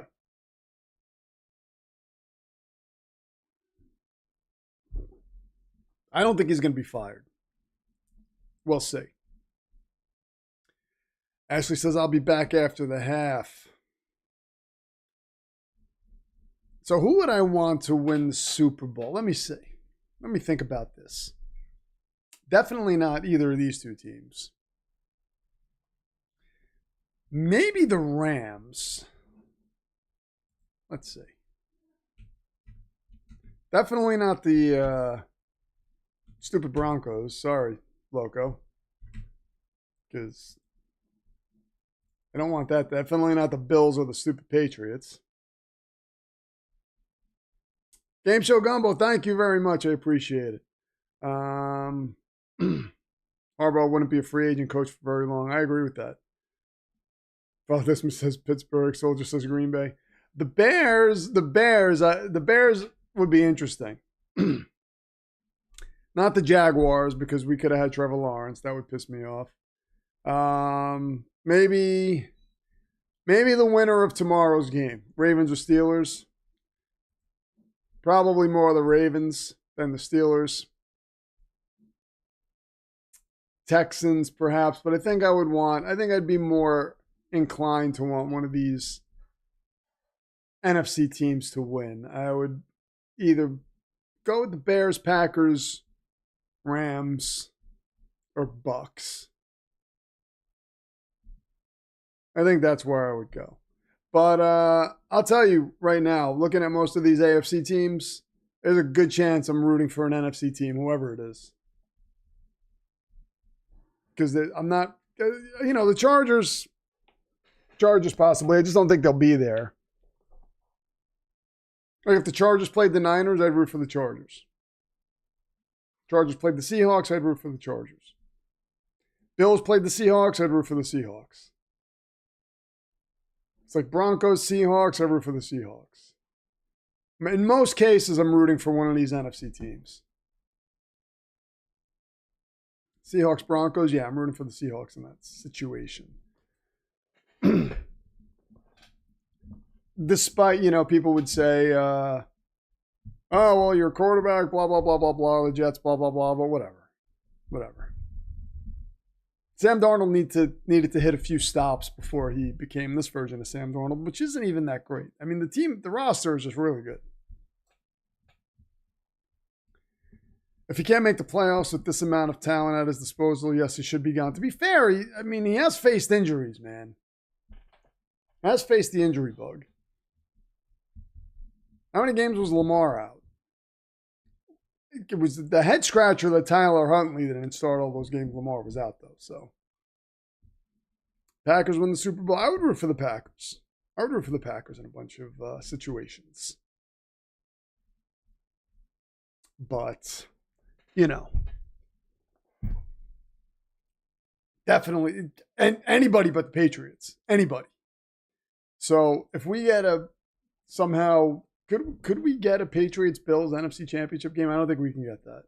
Well, definitely not an NFC Championship game. I don't think we can get a Patriots-Bills AFC Championship game. That would be a nightmare.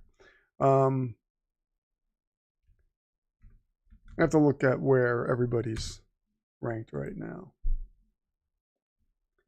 So it'll be...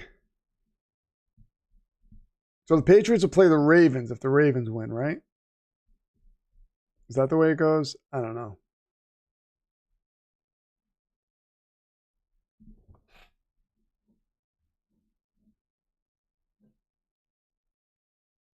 Well, the Patriots play the Bills. I might root for the Bills. Oh! I might root for the Bills. Because I don't think they're going to the Super Bowl. If the Patriots win, I have a feeling they would go. So I would have to go with what I think is the safest pick to keep one of these AFC East teams out of the Super Bowl. And I believe that would be the Patriots. I believe that would be the Bills. Take the Bills, you block the Patriots, and then the Bills aren't getting to the Super Bowl. Chargers, Rams at SoFi. Ooh, that's interesting. I would probably go Rams, honestly, because I would like Stafford to get a second Super Bowl. Pats Chargers. I'm taking the Chargers. Definitely. Clip that. Oh, Father does Mr. Diabolical. Stupid Josh Allen is getting a new fan. No, I'm not a fan of Josh Allen. Definitely not a fan. I will watch that game through hate-filled eyes. But I need to do what I need to do for the greater good. And the greater good is to keep both of these teams out of the Super Bowl. And the best way to do that is to have the Buffalo Bills eliminate the Patriots and stop them right there. We'll see. Oh, and speaking of the Buffalo Bills, there's Brandon Smith. He says, good evening, PFD, Buffalo Bills fan here. I was just talking about how I would root for the Bills in a situation where they played the Patriots in the playoffs. But I don't want them to progress beyond that. Just beat the Patriots. Let that be your Super Bowl. And then go home. That's it. Get all these AFC East teams out of the playoff picture. Momentum says Packers aren't going that deep. Yeah, I don't know that they are. NFC is, well, what do we have? I don't know what the games are going to be. So let me see. Playoff matchups. Let's see what the scenarios are.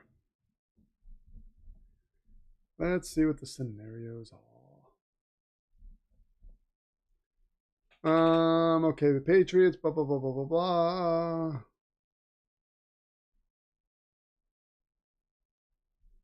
Yeah, we have to see how this weekend goes and whatnot, so.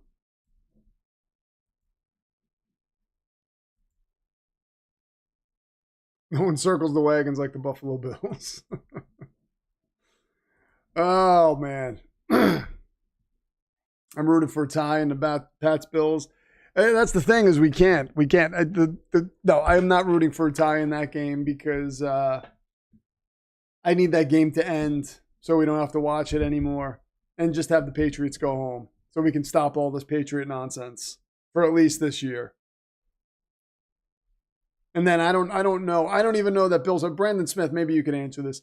Do you have faith that the Bills will get to the Super Bowl? I mean, do you look at some of these teams in the AFC and think, oh yeah, we can definitely beat them. We can definitely get there. I don't know. Bears Patriots repeat Super Bowl 20. I could see that. Jennifer says, just popping in during halftime, but go Hawks. Thank you very much, Jennifer. Good to see you. Connor McKay says, Rich likes the Patriots secretly. No, he does not. He hates the Patriots publicly. Oh, what's your previous comment? Just because I didn't say anything doesn't mean that I am ignoring it. It means I didn't see it, SG. You know better than that. Hold on. Let me see if I could find it. Got a lot of comments here.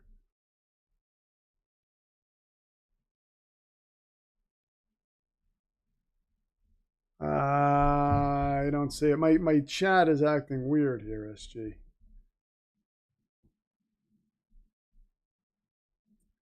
Let me see if I can scroll up. Let me see if I can scroll up here. Wait.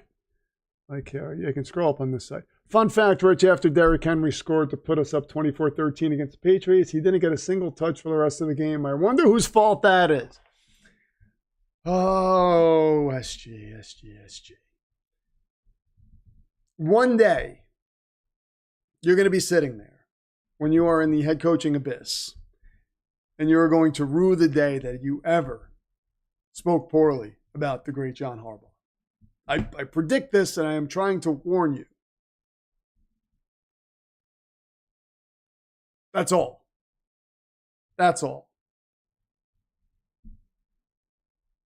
Game Show Gumbo says the Bears need to win today. Otherwise, they'll get rocked against the Rams. Honestly, the Eagles will get rocked against the Rams as well. Yeah, I think the Eagles will too. So, yeah, I mean...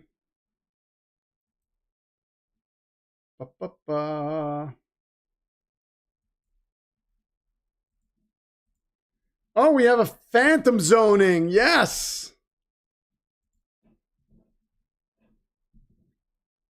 Phantom zone. Stay in the phantom zone. And you know what? Don't ever come back here.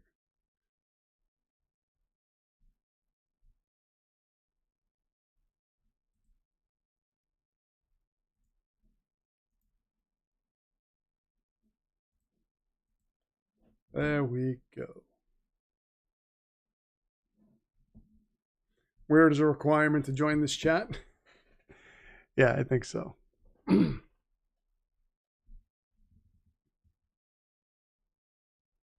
All right. SG says laughable. I'm telling you, man, you are going to rue the day. You're going to rue the day that you ever spoke poorly about John Harbaugh.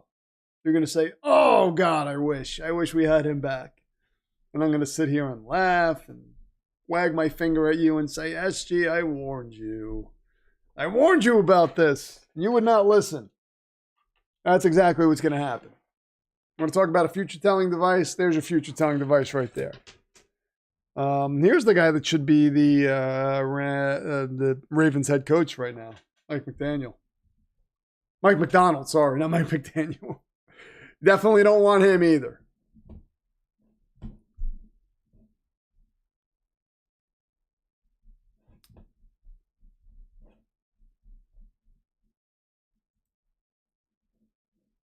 All right.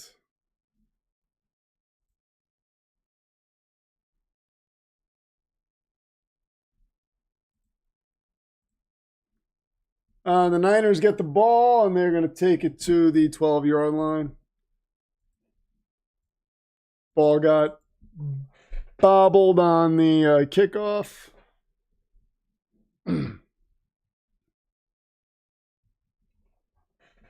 Love the X-Files. I think Pluto has all the seasons now for free, or one of them does. Otherwise, I think you still have to get on Hulu. I haven't watched X-Files in a long time. I was never a big fan of the X-Files. I would watch them here and there. Didn't hate it, but wasn't a major X-Files fan. Brock Purdy gives the ball to CMC, and he's got a little room to run up the middle. Gets about a gain of 5. See, what's happening here is you don't have a logical response to support John Harbaugh and his chicanery. Listen, I'm not saying I agree with the decision to not give Derrick Henry the football. I'm saying you could do a hell of a lot worse at head coach. A hell of a lot worse for a long time. That's what I'm saying. No, I'm not streaming the Bills-Jets game, but I will be streaming at night, so we can discuss it at night. Harbaugh's passed the sell-by date. I just don't know who out there in the coordinator ranks or former head coaches. That's the thing, is who you replace him with. Who do you want, SG? Who do you want to replace him with? I was a Tales from the Crypt kid. Yes. Yes. Tales from the Crypt, Tales from the Dark Side, Twilight Zone. Those are my jams.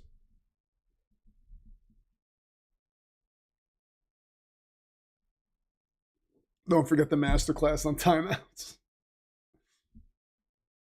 Purdy gets the ball to DeMarcus Robinson, former Ram. He makes a nice leaping catch.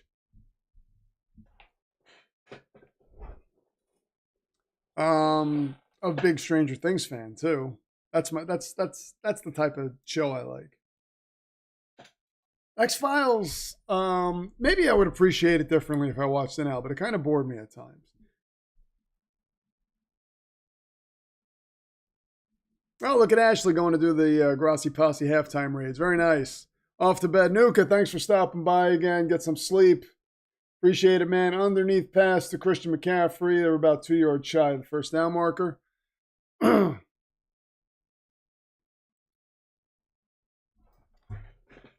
Yeah, Creepshow is good.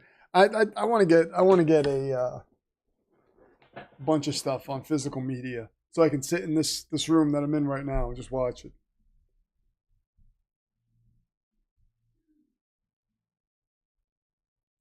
Nuka says, good night, everyone. Good night to you, Nuka. 2nd and 3. Hi. Brock Purdy gets the ball off, and that is a first down to George Kittle. What's he doing? Well, he's cold, and you have this, but you're wearing a sweatshirt. Oh, how do you know he's cold? Because he was shaking. His nose is cold. Oh, I did not know. You are warm.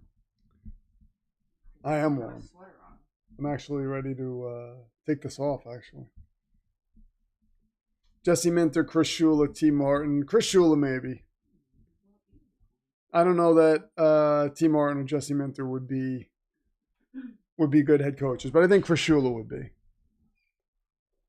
Ashley says PFA. 50 seconds left in the Avs. Canes game. Father Dismas says PFA. Yes. 2nd and 7 coming up. Baba with a bunch of exclamation points. So I'll give you Chris Shula. I don't know that it'll be better than Harbaugh, but I think he will be a good head coach. But you never know. Jeff Saturday deserves another chance in Baltimore. That's true. 2nd and 7. Brock Purdy gets taken down. Now we got a 3rd and long coming up. Soldier says PFA. Green Bay is an undead army. Yeah. Yeah, they are definitely definitely one foot in the grave. Oh man, half face is over. You're right. Yes. Half face is certainly over. We are in the 3rd quarter.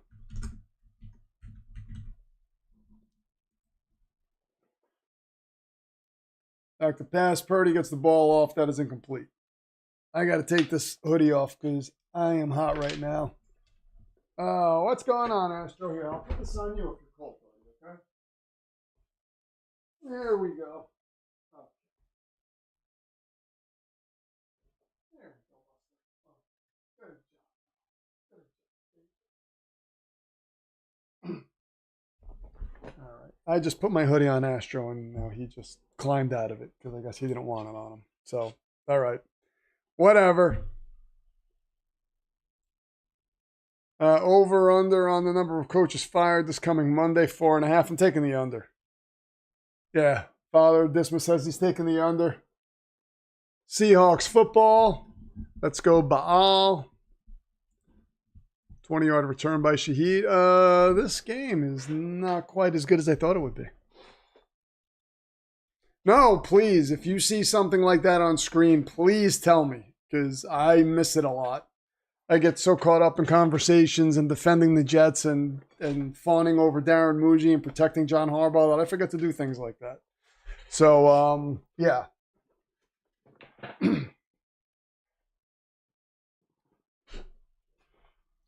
You probably don't switch Baal because, we love to point it out. That could be. That could be. It's a way to get engagement. Just like, oh my gosh, I forgot. Let's see. If you haven't liked the stream, like the stream. How many likes did we get on the last one? I wanted to go to YouTube, but I went to eBay somehow. They're not the same. Let's see. Last stream. Let's see. Hold on. What do we get?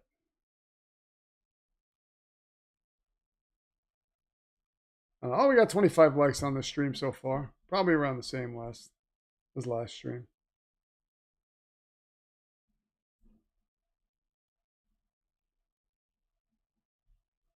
Let me look at the analytics. It's not telling me how many likes I had. So, that's fine. Did have 225 views, though. That's pretty cool.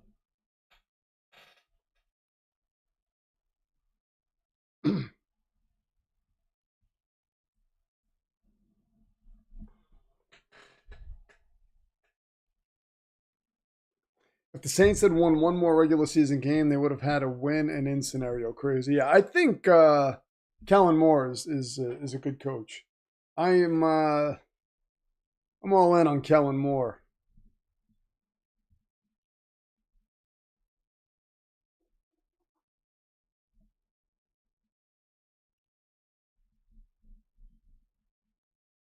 Go Saints, go.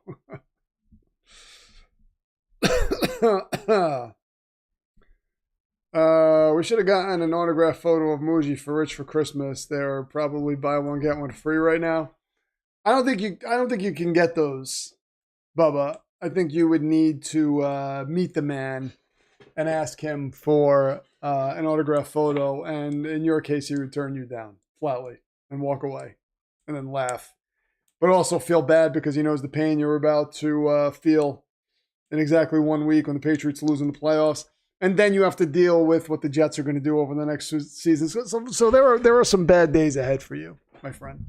Some very, very bad days ahead, and I'm just trying to prepare you for it now because it's going to hit you like a sledgehammer. And if you don't know what that feels like, watch any Triple H match from, the Attitude Era. 2nd and 8. Here's Sam Darnold working out of the shotgun. He takes the snap, gets the ball off on a screen pass to Kenneth Walker, who gets the first down. He's across the 50, and they are now in Niners territory. Seahawks just like they're in control of this entire game. I've seen the Darren Muji signed Falcons game-worn jersey for $1,250. Really? Let me see. Hold on. Let's see. Was he in the NFL? I know he was a quarterback, but I didn't think he was in the NFL.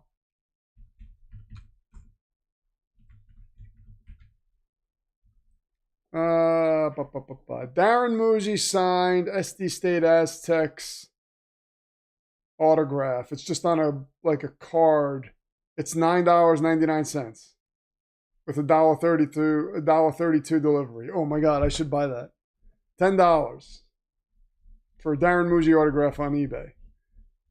That's awesome. And that's the only one that you see. How many views does it have? There's only one, and that's it. Pre-owned, too.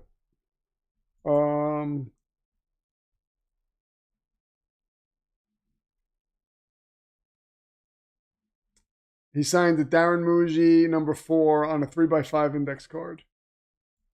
That would look nice next to the Sauce Gardner contract. 3rd down coming up. 3rd and 2 for the Seahawks.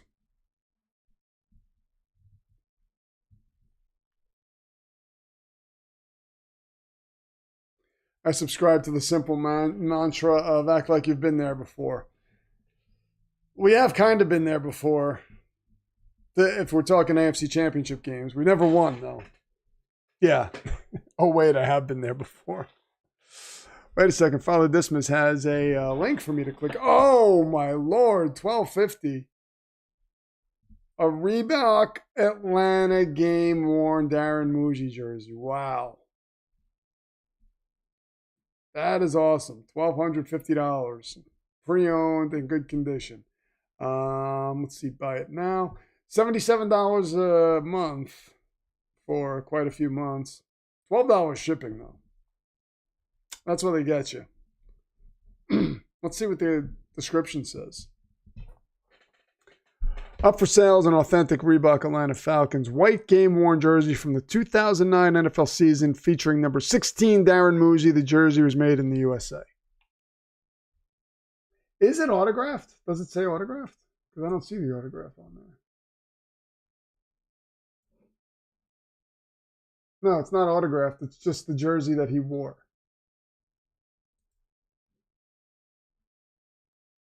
I need it autographed. You're just giving me a worn jersey? I mean, how do I know it was worn? Where's the certificate of authenticity?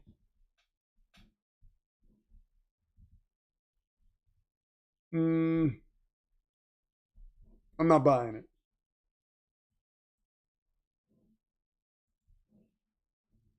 Figuratively or...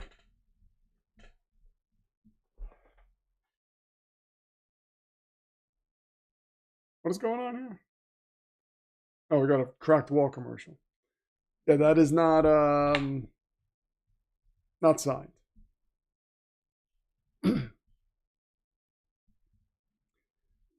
That's what I'm saying. It's a lot of money. Is there proof that he wore it? No, there's no certificate of authenticity or anything.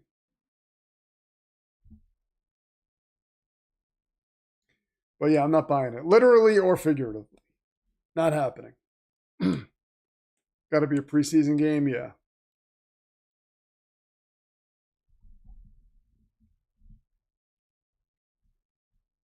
Oh, the jersey also says our best offer. Oh, best offer would be $16.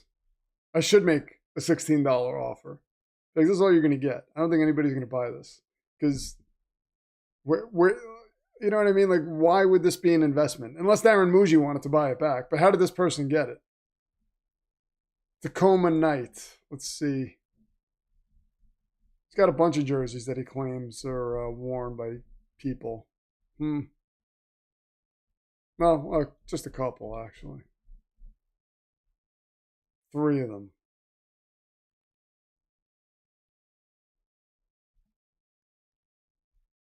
Charbonnet gets tripped up in the backfield for a loss of 5.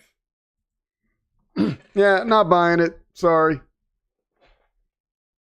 I need a certificate of authenticity, and I need Darren Muji to tell me personally that that's his jersey. $20, yeah. And you call yourself a Darren Muji fan. $1,200? I mean, come on. That's insane.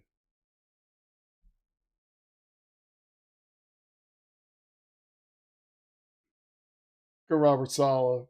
Yeah. Never seen that much emotion on that man's face as Jets head coach. I did see it on his face while he was brushing his damn teeth, though. There is the punt on 4th and 7. And that is caught at about the 8-yard line by Moore. And here come the San Francisco 49ers. Let's move ball. There we go. Will the Jets get a pick tomorrow? I don't know. Who's starting for the Bills? Is it Mitch Trubisky? I'm going to say no. I'm going to say no. I mean, they've had opportunities. Players just didn't catch the ball. I don't know how we blame that on Aaron Glenn either. Like, I know Malachi Moore had one where the ball was like right there. It could have been a pick 6 and he just dropped it. Proof that brushing your teeth is better than being the head coach of the Jets. I mean, you don't get paid for brushing. Well, if you have a Colgate commercial, I guess you do get paid for brushing your teeth. Probably not as much as you get as a Jets head coach, though, because Woody's pretty generous with his contracts.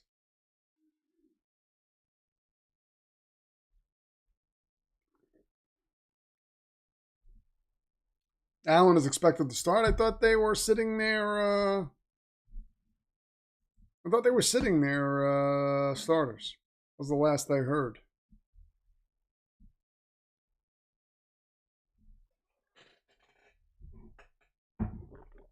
I was under the impression they were sitting there starters, but if Allen starts, that's better because then we're definitely going to lose. Let's see.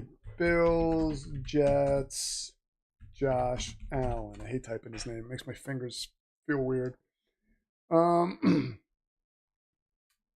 Oh, okay, so yeah, they're saying that he is expected to start. All right. Look at that. Oh, because he's eyeing a record.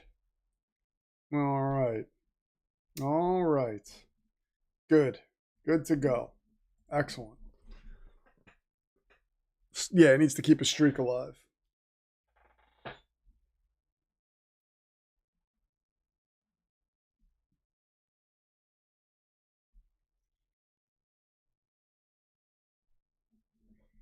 If the Packers win the Super Bowl this year, and that Jordan Love thing, like that 27-year-old Packer thing continues, that 27-year-old Packer quarterback thing continues, that's insane.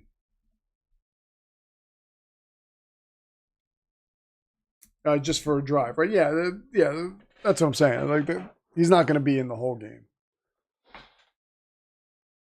But we'll see. Here's Brock Purdy. He comes out. He's at the 9-yard line. He's going to take the snap from under center. That's where you typically get the snaps from. And Christian McCaffrey gets about a gain of 3. Last game at Highmark Stadium might be the Bills Super Bowl. Oh, yeah, that's right. Hey, Warhood, what's going on? I'm celebrating putting up all the ornaments with a dedicated home.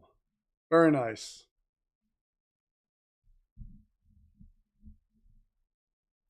Second and 7 coming up. 6:16 left in the third. Brock Purdy working out of the shotgun.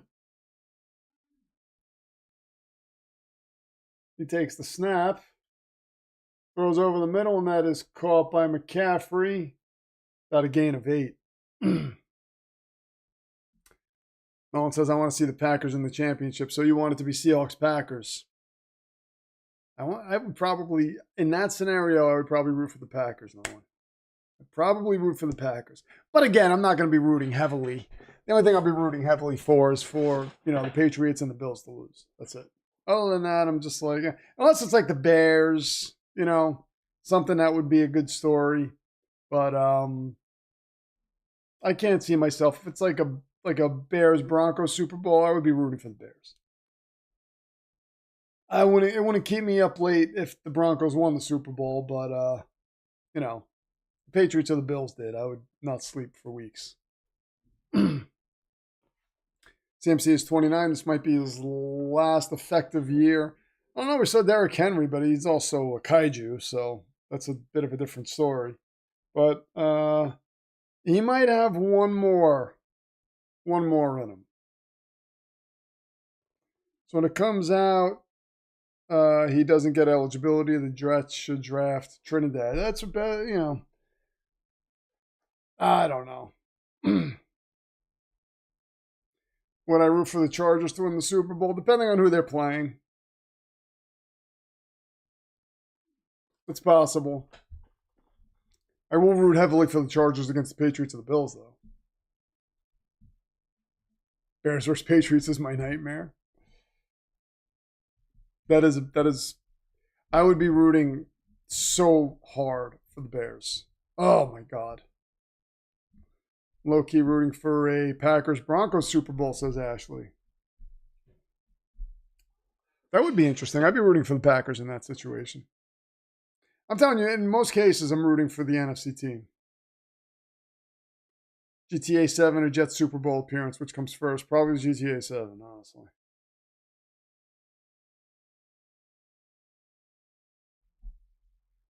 I mean,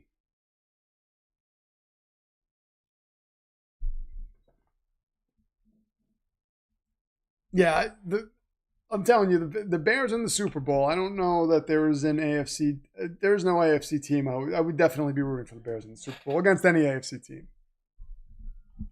Can't say that for Seattle. Can't say that for the Niners. Yeah. Did you actually give it to him? Or of course. Did you just lay in it? And there's proof on the stream. I said I went over there and wrapped Astro up in my sweatshirt. Did you eat? I am getting a little hungry. I did eat. I didn't make rice or anything. Oh, okay. Just ate that. I'm starting to get tired. Yeah. This was actually happening. You don't have to. It's fine. Are you sure?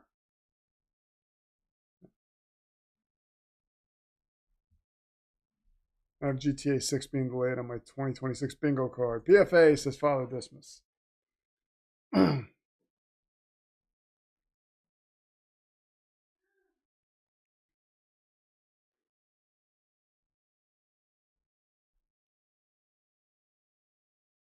Oregon, Indiana is going to be fun. Friday night, 7:30 p.m. We'll be right here.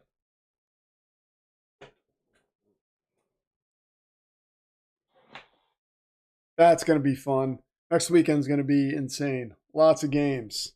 Playoffs. Can you believe we're here already at the playoffs? I feel like the season just started. Insanity.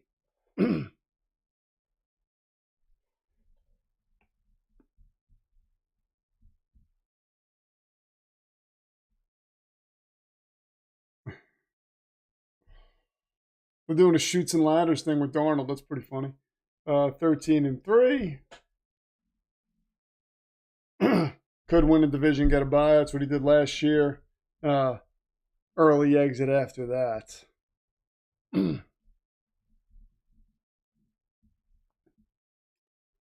First and 10 for Darnold at the Seahawks 32-yard line. He slips and fumbles, and the Seahawks somehow come up with it. Oh, man. Oh, Warhood, you're going to be in Australia? You going to visit Soldier in Australia? You guys need to take some pictures together over there. Oh, man. Golden opportunity for San Francisco. They could just not come up with the ball. Crazy. That would have been huge.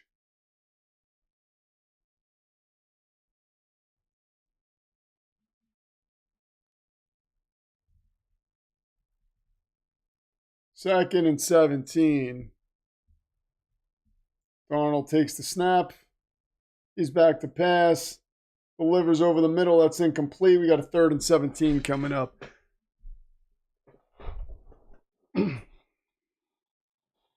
Watch out for those massive giant spiders over there, Warhood. I hear they have cave spiders everywhere. Oh my God. School is competing in an esports tournament. Schools compete in esports tournaments now. That's insane. All right, here we go. 3rd and 17. Darnold. So the over-under, I had 2.5 turnovers. 57% took the under, and so far they are correct. We could have had one before. Kenneth Walker with a massive gain and a first down. 3rd and 17, Kenneth Walker gets an 18-yard gain and a first down. Are you serious? How far is Sydney from Brisbane? The spiders have cute names? Yeah, I don't care. Spiders are... Oh, I mean, I will save them in my house, but I am terrified of them. 1st and 10. Hold on 1 second. I see Lucas getting into trouble over there as Sam Darnold delivers to Jackson Smith and Jigba. And that is a first down. What are you doing, buddy?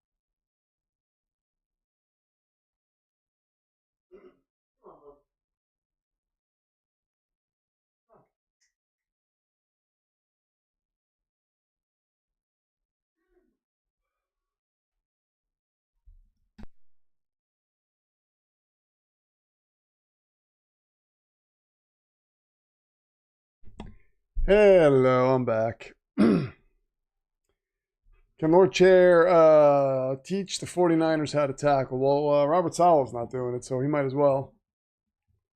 Can PFC tell us what PFD is really like behind the scenes? Who's PFC? Oh, Pro Football Cousin? Oh, you talking about the logo creator? If he's here, I'm sure he can tell you. I would like to hear that, actually.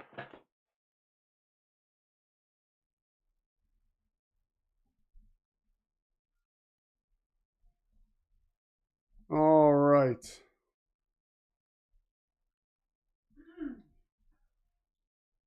you want me to heat up this stew for you? No, it's okay. I can do it when I come out. Are you sure? Yeah. PFC. Oh, that is Lord. His name is Lord Chair, Do though. you want the drink? Only if you want to make it. Like if you're tired, just forget about it. I'll do it when I come out. I don't want to put you to work. First, huh? I just need to know what you need. No, it's fine. Are you sure? Yeah, I'll take care of it. This ball gets batted down. 2nd and 10 coming up.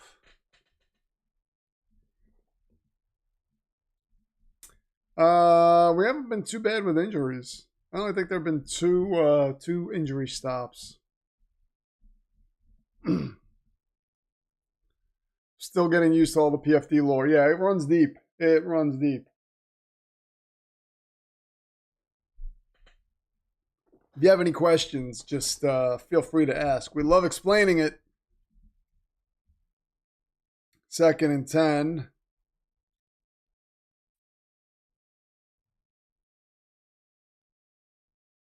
Charbonnet on 2nd and 10 gets about a gain of 1. Brisbane to Sydney is about a 9.5 hour drive. Oh, yeah, that's a hike. Our season has been extended until 7:30 tomorrow, Payne. I'm a Jets fan. Listen, it's all going to be fine. Just don't worry about it. It's all going to be fine. Everything's going to work out. I've never been more confident in my life. That's not true, but I am pretty confident. 3rd and 9 coming up. Here is Sam Darnold working out of the shotgun. Oh, move! I have to move ball. Correct. And San Francisco will get flagged. Oh, good Lord. Man. Pass interference, 1st down for Seattle Seahawks. Game Show Gumbo comes in with a tenner, says, May 2026 be a lot better than 2025 was for all of us and the Jets. Please break your curse. It's getting tiring. I mean, you're tired of the curse, Game Show Gumbo. Thank you very much for the tenner, by the way. Yeah, I mean, it is getting tiring. I cannot stand it. Got to be honest. But it is what it is. And I'm going to get your name on screen. Hold on a second. Because you are the stream's top donator. Thank you very much, my friend.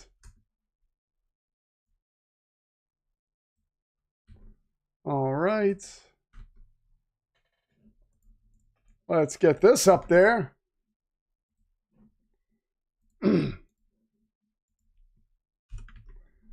All right.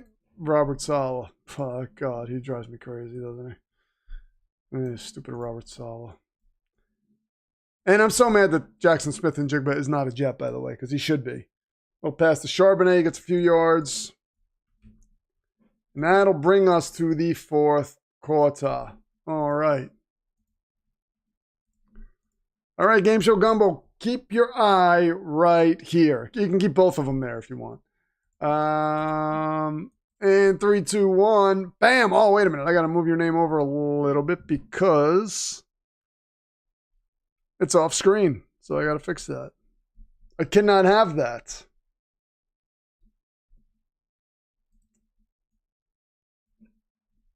There we go. There we go. Thank you very much, Game Show Gumbo. I really appreciate it.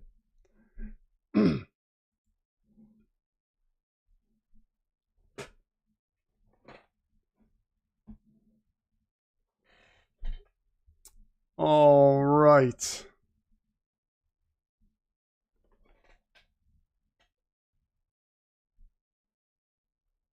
Oh, yeah, Matt West. While you were gone, you were asked by Father Dismas, I believe, if the Jets don't get Mendoza, who do you want them to get a quarterback? And you can't say anybody. You have to actually answer this question. And there needs to be logic behind it. I'm setting rules. I got to keep my eye on you, Matt West, with this Jets hatred. Not loving it. I'm not loving it. I got to be honest. All right. So. Oh, we've entered the 4th quarter. I knew I had to do something. That's what I got to update. Is it still San Francisco? It's still Seattle ball, right? As we hit the 4th quarter. Oh my God, give me 60 seconds. I gotta blow my nose again. This is insane.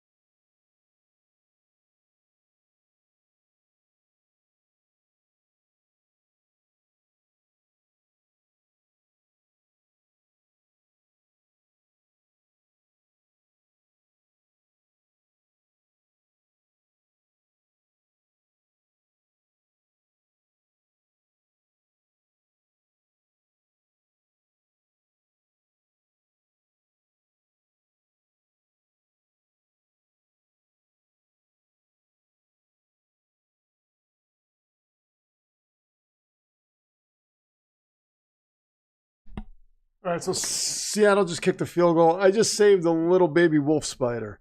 So I'm going to take him outside to make sure he's okay. I told you, I will save spiders. He's in here somewhere. But I don't know if you can see him. Let me get him outside so he can get some oxygen.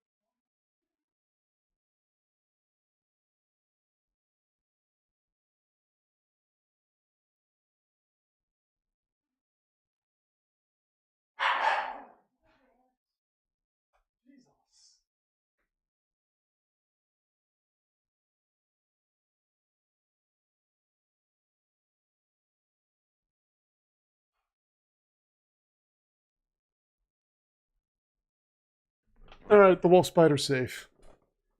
He is safe. Safe and sound. Got him outside. All right. So he was just hanging out there on the wall, little guy. I got these little containers around just in case. And yeah. You need a wolf spider the size of an appetizer plate in your kitchen.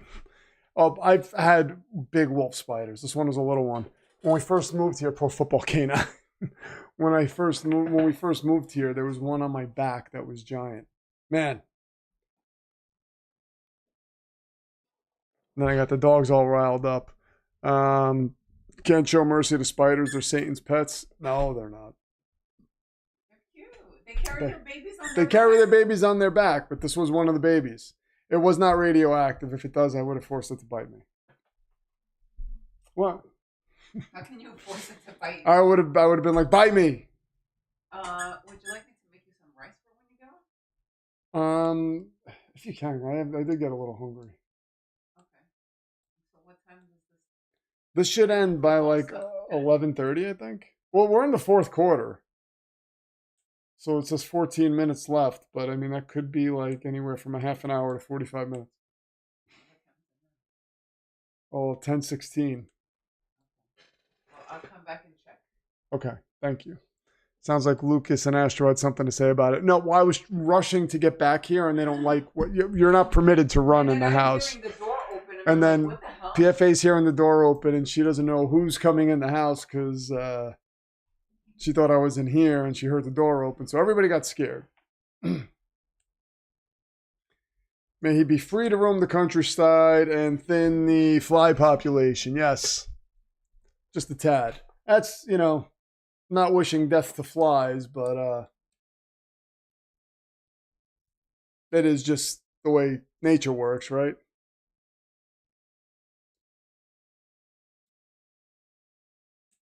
Purdy gets the ball to George Kittle. And that's a first down.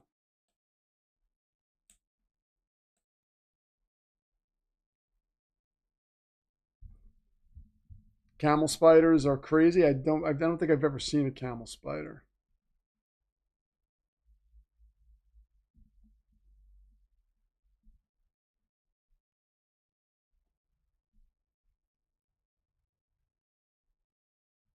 All right, here we go. Back to pass is Brock Purdy. He gets away from pressure and he's going to run. And he gets another first down. 13:25 left. Kittle was wide open there.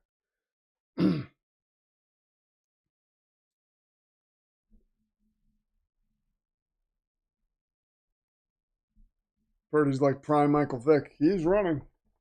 He can run. He's been very fleet of foot the past couple of games.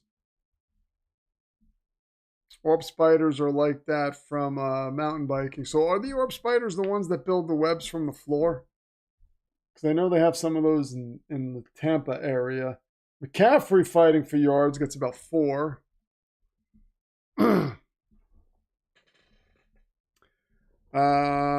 Diego Pavia, much as I liked him, Vandy appears to be too Tebow-esque to be successful in the pros, and he is undersized. I don't think he'll be successful in the pros.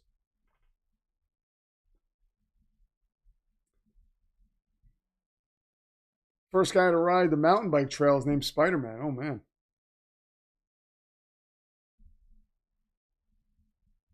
Second and 6. Well, swing pass out to DeMarcus Robinson. Takes this till the 25, and the Niners are cooking right now.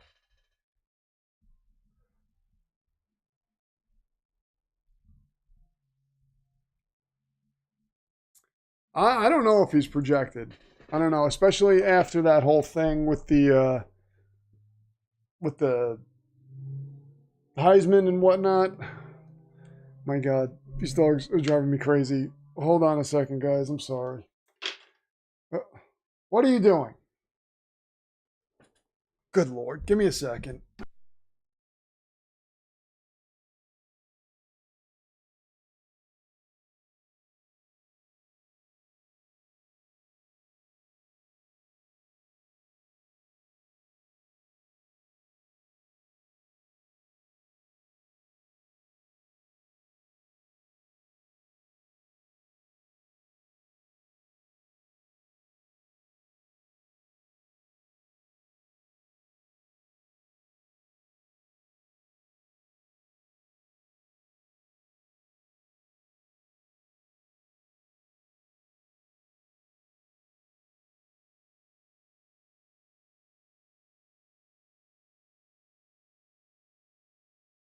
Jesus Christ. Hopefully that's the last interruption. Did I miss a pass to Jawan Jennings? Nice pass to Jawan Jennings.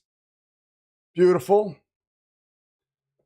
Niners are inside the 1. First and goal from the 9. Inside the 9. Sorry, inside the 10 is what I meant to say. McCaffrey takes it down to the 6. Okay, here we go. That blow up pretty much guarantees he's not getting a first round selection. Yeah, and I didn't know he was getting a first round selection, but I think that blow up might make him a UDFA. So that was not a good look. Definitely not a good look. You're right, Lord Chair. At least the snot is coming out. Oh, McCaffrey with a nice catch down at the 3. Oh, that was intercepted? Off the hands of McCaffrey. Wait a minute. Let's take a look at this. I thought McCaffrey had it.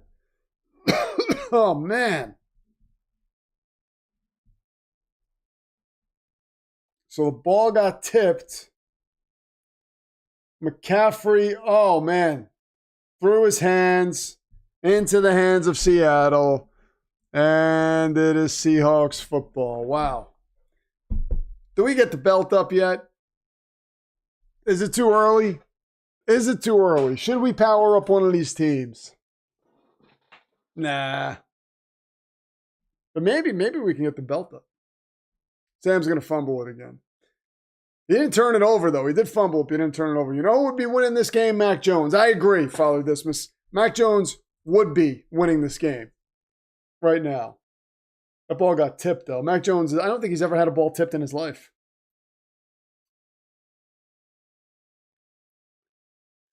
These turnovers would not happen with the great Mac Jones. I agree. I agree. 2nd and 9. No belt yet, says Matt West.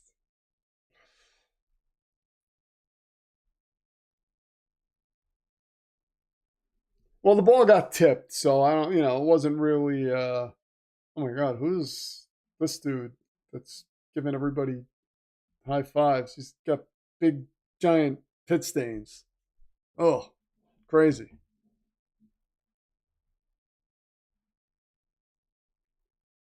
JSN gets a first down on 2nd and 9.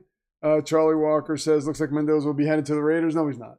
No, he's not. The dream is not over. It's not even close to over. Mendoza will be a Jet. Mark my words. The Raiders are going to win tomorrow. And the Giants are going to lose. And the Giants are going to get the first overall pick. And even if the Raiders somehow end up with the first overall pick, end up holding on to that, the Jets are going to make them an offer they can't refuse. I don't remember Justin Fields ever being great, Samuel Miller. I don't know what you're talking about. There's no evidence that I ever said that. There is the ball carried by Zach Charbonnet. He gets better gain of 1.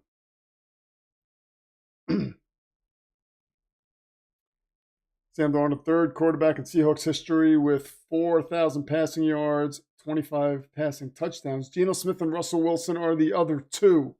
So it's like 3 consecutive quarterbacks. Before then, the Seahawks have they ever had a quarterback? Dan McGuire, right? Dan McGuire?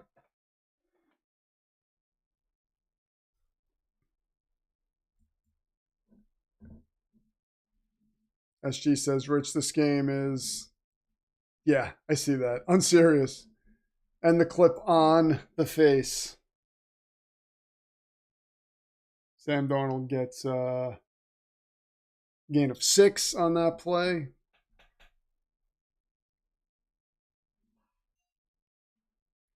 Yes, they can because it goes strength of schedule. It's not. It doesn't go tiebreaker like that. It goes strength of schedule.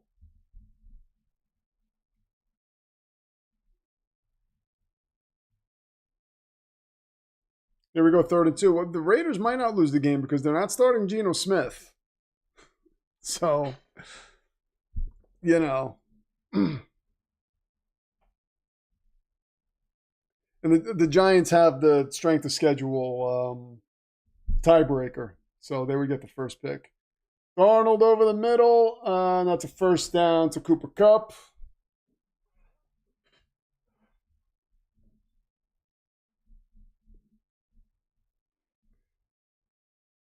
Kind of stunned that Matt Hasseldork didn't do it in 2025, but then again, it was Sean Alexander 2,000-yard season. Yeah, and there is an injury on the field. 7:23 left in the game. Yeah, Sean Alexander was insane. Was insane that year.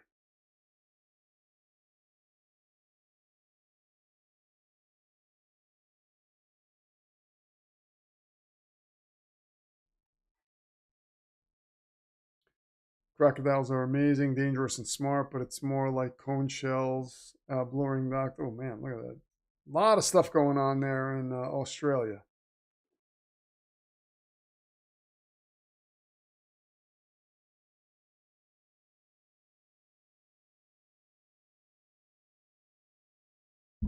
So, yeah, tomorrow is going to be interesting. I'm going to keep a close eye on that Giants and Raiders game. Those are the only 2 games I really care about. I mean, the Jets, I can't imagine the Jets are going to win that game.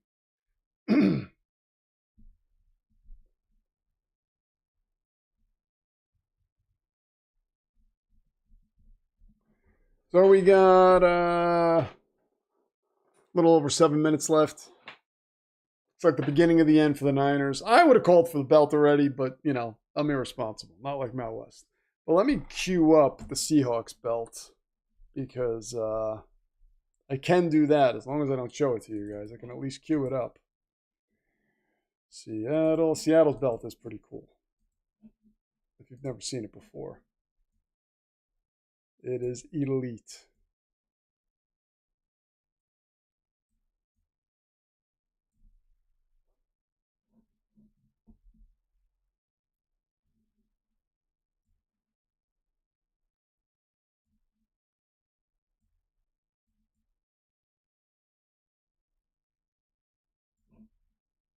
All right. I think I'm going to do a little something different with the belts from now on in terms of placement. So we'll try that out next once we get the belt called for.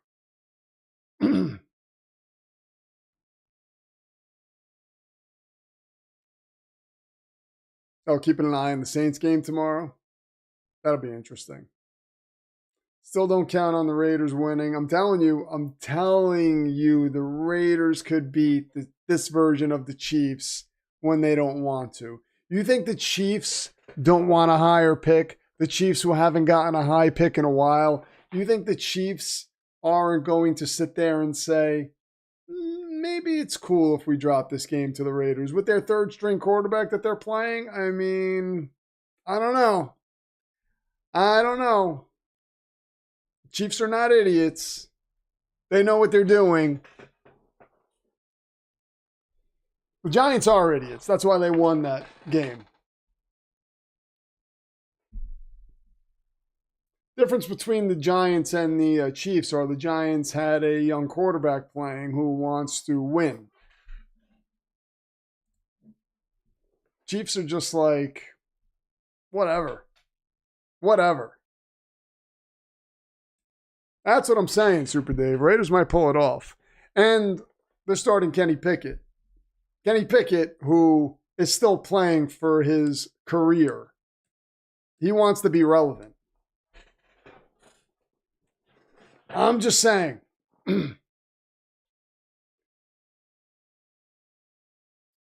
Well, they couldn't beat the Jackson Dart version of the Giants. Jackson Dart was doing everything he could to win that game. I don't think the Chiefs are going to be doing that.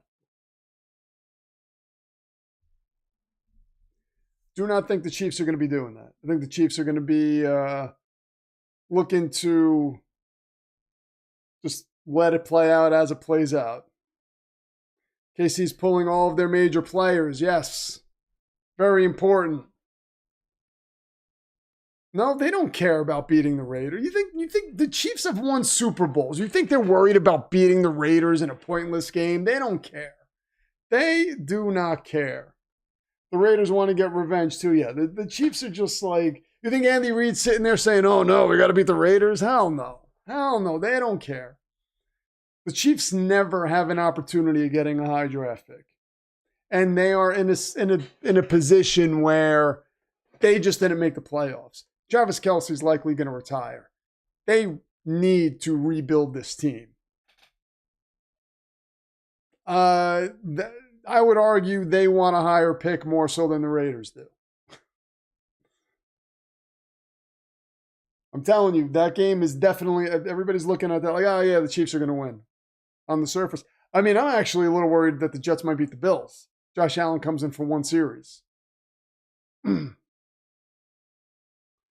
the next quarterback the Jets are going to draft and develop for the Hawks. That's never going to happen again.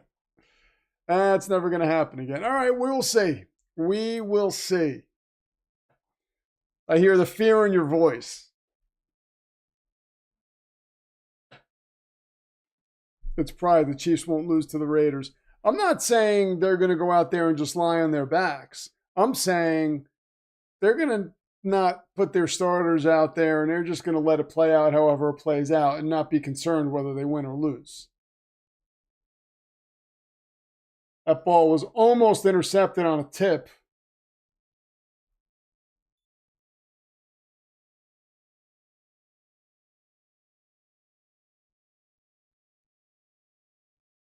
So trying to throw the game again, like I don't know. I'm not going to say the Chiefs are going out there and saying, all right, let's do everything under the sun to lose this game. I'm saying they're not going to put out their starters, and they're not concerned about winning that game. And I would say that the guys the Raiders are starting are going to want to win that game. Players don't take, organizations do, yes. Because you're going to have more Raiders starting who are starting caliber, I'll put it in quotes, than you will have Chiefs that are starting caliber.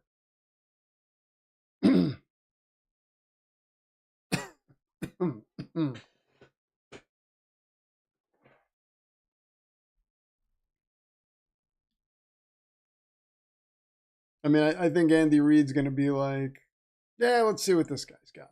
Let's see what this guy's got. Let's do this. And just sit there and evaluate. And not be like, yeah, we definitely need to win this game. Pete is getting fired anyway. He doesn't care. Yeah, exactly. Pete's getting fired. He doesn't care.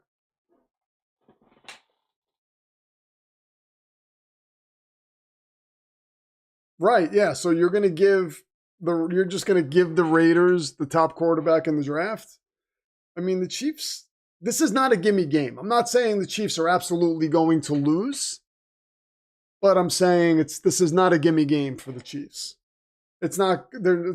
I don't think it's just going to be okay. The Chiefs come out, dominate, and that's it. There is a good chance the Raiders could win that game. You're saying the Raiders starters aren't playing? Fine. So then it's an even playing field. You got a bunch of guys who aren't starters on both sides of the ball not playing.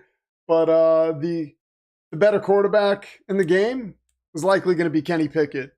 And when have we ever said that? Typically, I go in the direction of the better quarterback, and that's going to be Kenny Pickett. Is Ashton Genty playing?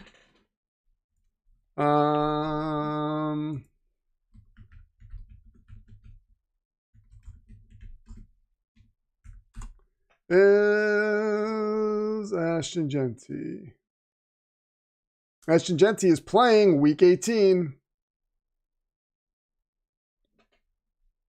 I mean,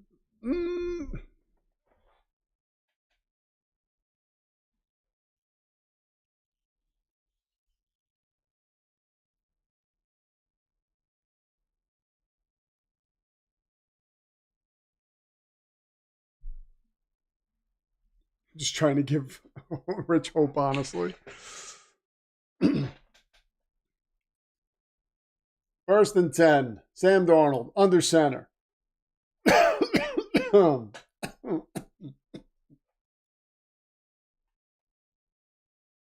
Charbonnet goes up the middle for a gain of 2.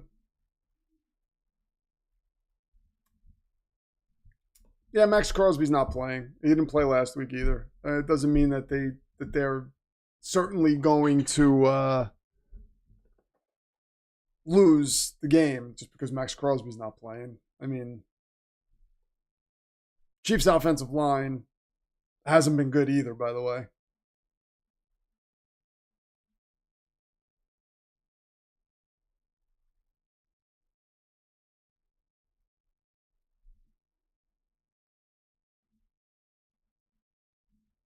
Yeah, this game is not good. This game is not good. But I'll tell you, again, Pete Carroll, the writing's on the wall. Pete Carroll's going to get fired. Is he just going to go out there and say, I'm not going to play, I'm not going to coach to win? You know what I mean? I don't know. There are a lot of signs that I'm looking at saying the Raiders could win that game. And not, and I don't think it should be a big surprise. I remember when people thought the Jets weren't going to win another game. I remember when people thought, man, there's no way the Jets are going to beat the Rams. Oh, and the Jets beat the Rams with nothing to play for. And a coach that was going to get fired at the end of the season. I mean, it happens. These things happen. I mean, it would be just if you're a Raiders fan, wouldn't it be just like the Raiders to have a coach like Pete Carroll just win that game and screw you guys out of the quarterback that you might want? I mean, I don't know that I don't know that it's a foregone conclusion that they absolutely want Mendoza, but I mean, you would think they do. This game is good to me, says Nolan. Yeah, of course it is.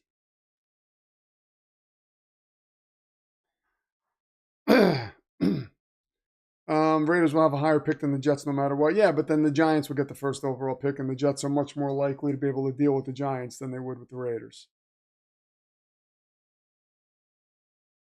Zach Charbonnet, 522 carries, no fumbles. That's insane. 4th and 1. We've got it's a long one. Got a tush-push scenario here for the Seahawks, and they are not going to snap it. They're going to go with the field goal. Attempt at least. 2:24 left in this game. Mike Tomlin to the Titans. Chris Shula to the Steelers. Miami soon to be the XHC as OC for my Steelers. So Mike McDaniel. So you're saying Chris Shula to the Steelers with Mike McDaniel as his OC? All right, Shane, we'll see. If the Jets pull off an upset, they fall all the way to 7. I mean, that would be tougher to trade up, but still, they have the draft capital to do it.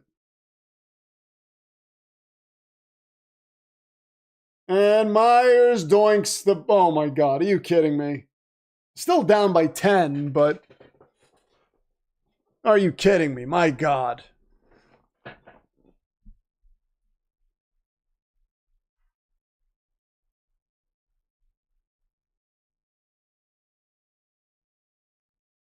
That's insane. That's insane. Nolan says my brother has a conspiracy theory that Gino's trying to burn the Raiders down, but Gino's not playing. Gino is not playing, so... I'm just saying it's possible. It's possible for the Raiders to win that game because of the situation. I mean, if the Chiefs locked up a playoff spot and this game didn't matter, they would be resting their starters, and there's a chance they would, you'd say, oh, maybe the Raiders could win that game. This is just like that. There's nothing to play for, nothing to win for. A loss actually helps their cause. And again, not that they're going to go out there and try to lose, but I don't think they're going to play to win. So then the game could go either way. Jeff's Party comes in with a $5 and says Jets sign Mike McDaniel as their head coach once Aaron Glenn gets fired. I don't think that's going to happen. He's not getting fired, and they're not signing Mike McDaniel. But thank you for the $5, Jeff's Party. Jeff, who are you a fan of, by the way?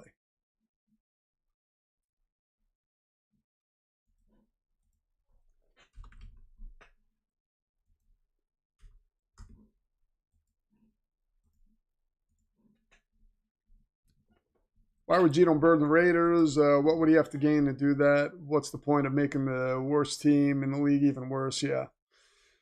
Well, also, Gino is losing his job. So is he going to, would he be trying to put them in a position to get someone to take his job? Dallas Cowboys fan, we got another one, ladies and gentlemen. Thank you, Jeff's Party. I really appreciate it. I'm going to mark your team affiliation right here. So when I see you again, which I hope I do, I will always remember you're a Cowboys fan. The Dallas Cowboys, ladies and gentlemen, who I need to beat the New York Giants tomorrow desperately.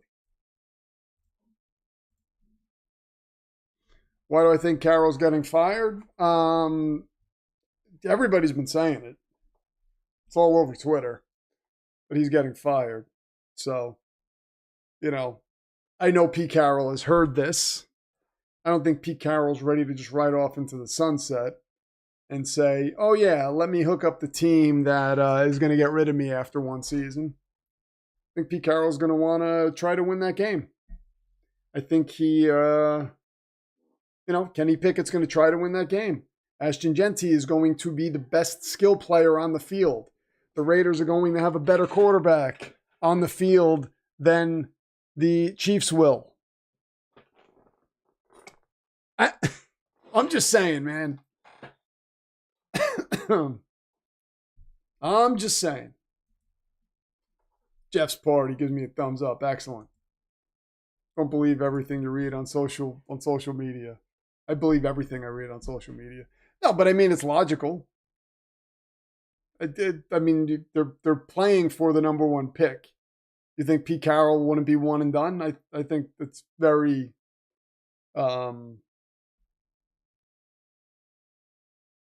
I don't think it's that far of a stretch to believe that.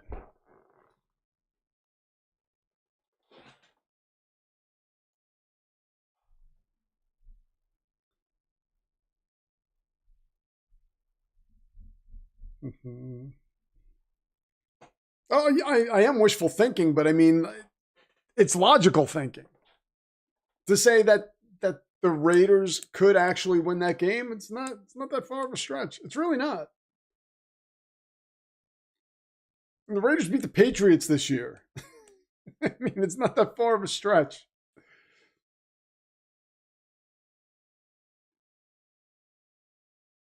Brock Purdy gets rid of the football, and that ball hung in the air for a long time before it got to George Kittle. Turnover ends the game now. Yeah, definitely does. The 49ers are such a hard watch, man. Oh, God. Without Mac Jones, they are a tough watch. This is like, man.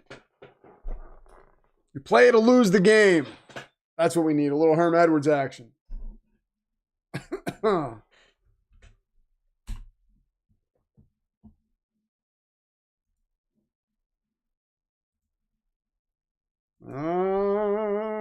Purdy gets hit. That ball is incomplete. And the Seahawks take over on downs. Wow. Wow. That's going to be it, folks.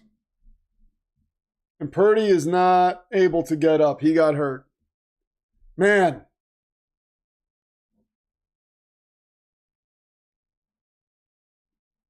Just Party says the most Raiders thing ever is to fire Pete Carroll and sign Mike McCarthy and call it a change in culture. That's exactly what we're dealing with the Raiders. You think they don't? I mean, I'm not saying you, Jeff, but you know, people saying like, "Oh yeah, the Raiders have no shot at winning that game." I mean, they do. They have a shot at winning that game, and I think they will. I think they will. We'll see. Matt West says, "Bring out the belt." Poor Brock Purdy. Well,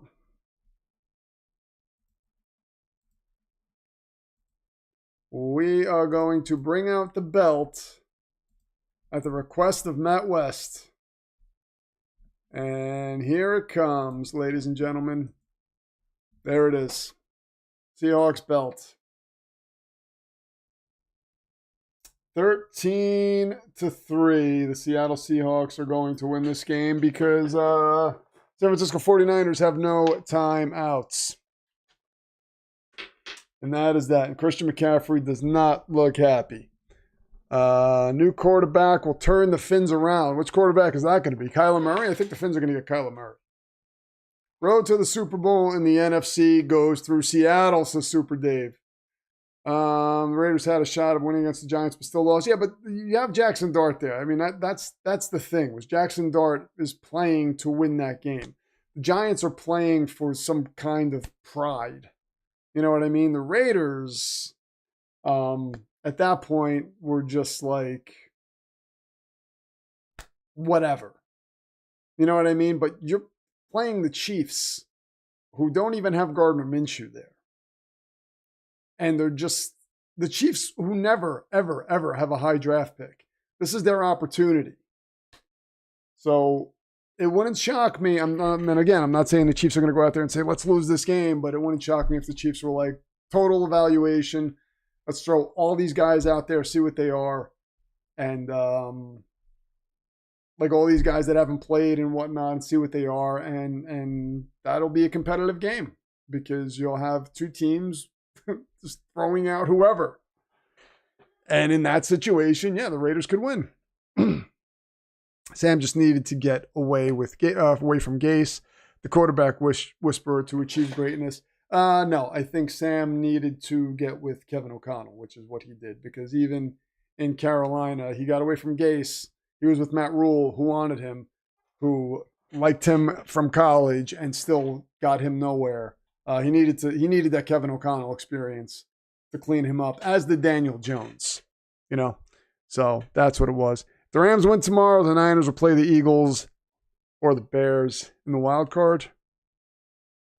Excellent. Well, I will be here tomorrow night, and then we will already know what happened in that Raiders game by then. So I will either be right or I will be wrong. But either way, I'm not giving up the dream. So there we go. Congratulations to the Seattle Seahawks. Crazy. Every team has a chance on any given Sunday. Yes. As evidenced by that Al Pacino movie. The NFC South is like garbage, and the NFL needs to fire every coach besides Kellen Moore in that division. I agree, Jeff. Kellen Moore is the real deal. He is the real deal. See you tomorrow, SG. Thank you to everybody who joined the stream. Thank you to everybody who donated. Game Show Gumbo was your stream's highest offering person tonight. Thank you very much. Glad you guys like the new media room. We'll see you guys back here tomorrow at about 8-ish. I think I set it up for 8 o'clock, I think it was exactly. For PFA, for Lucas, for Astro, for Lorraine, who watches every single stream, and for, why not, Sam Darnold.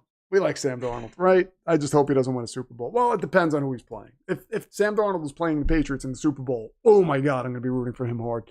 I am Rich Jodice, the Pro Football Demon, and I will see you guys soon.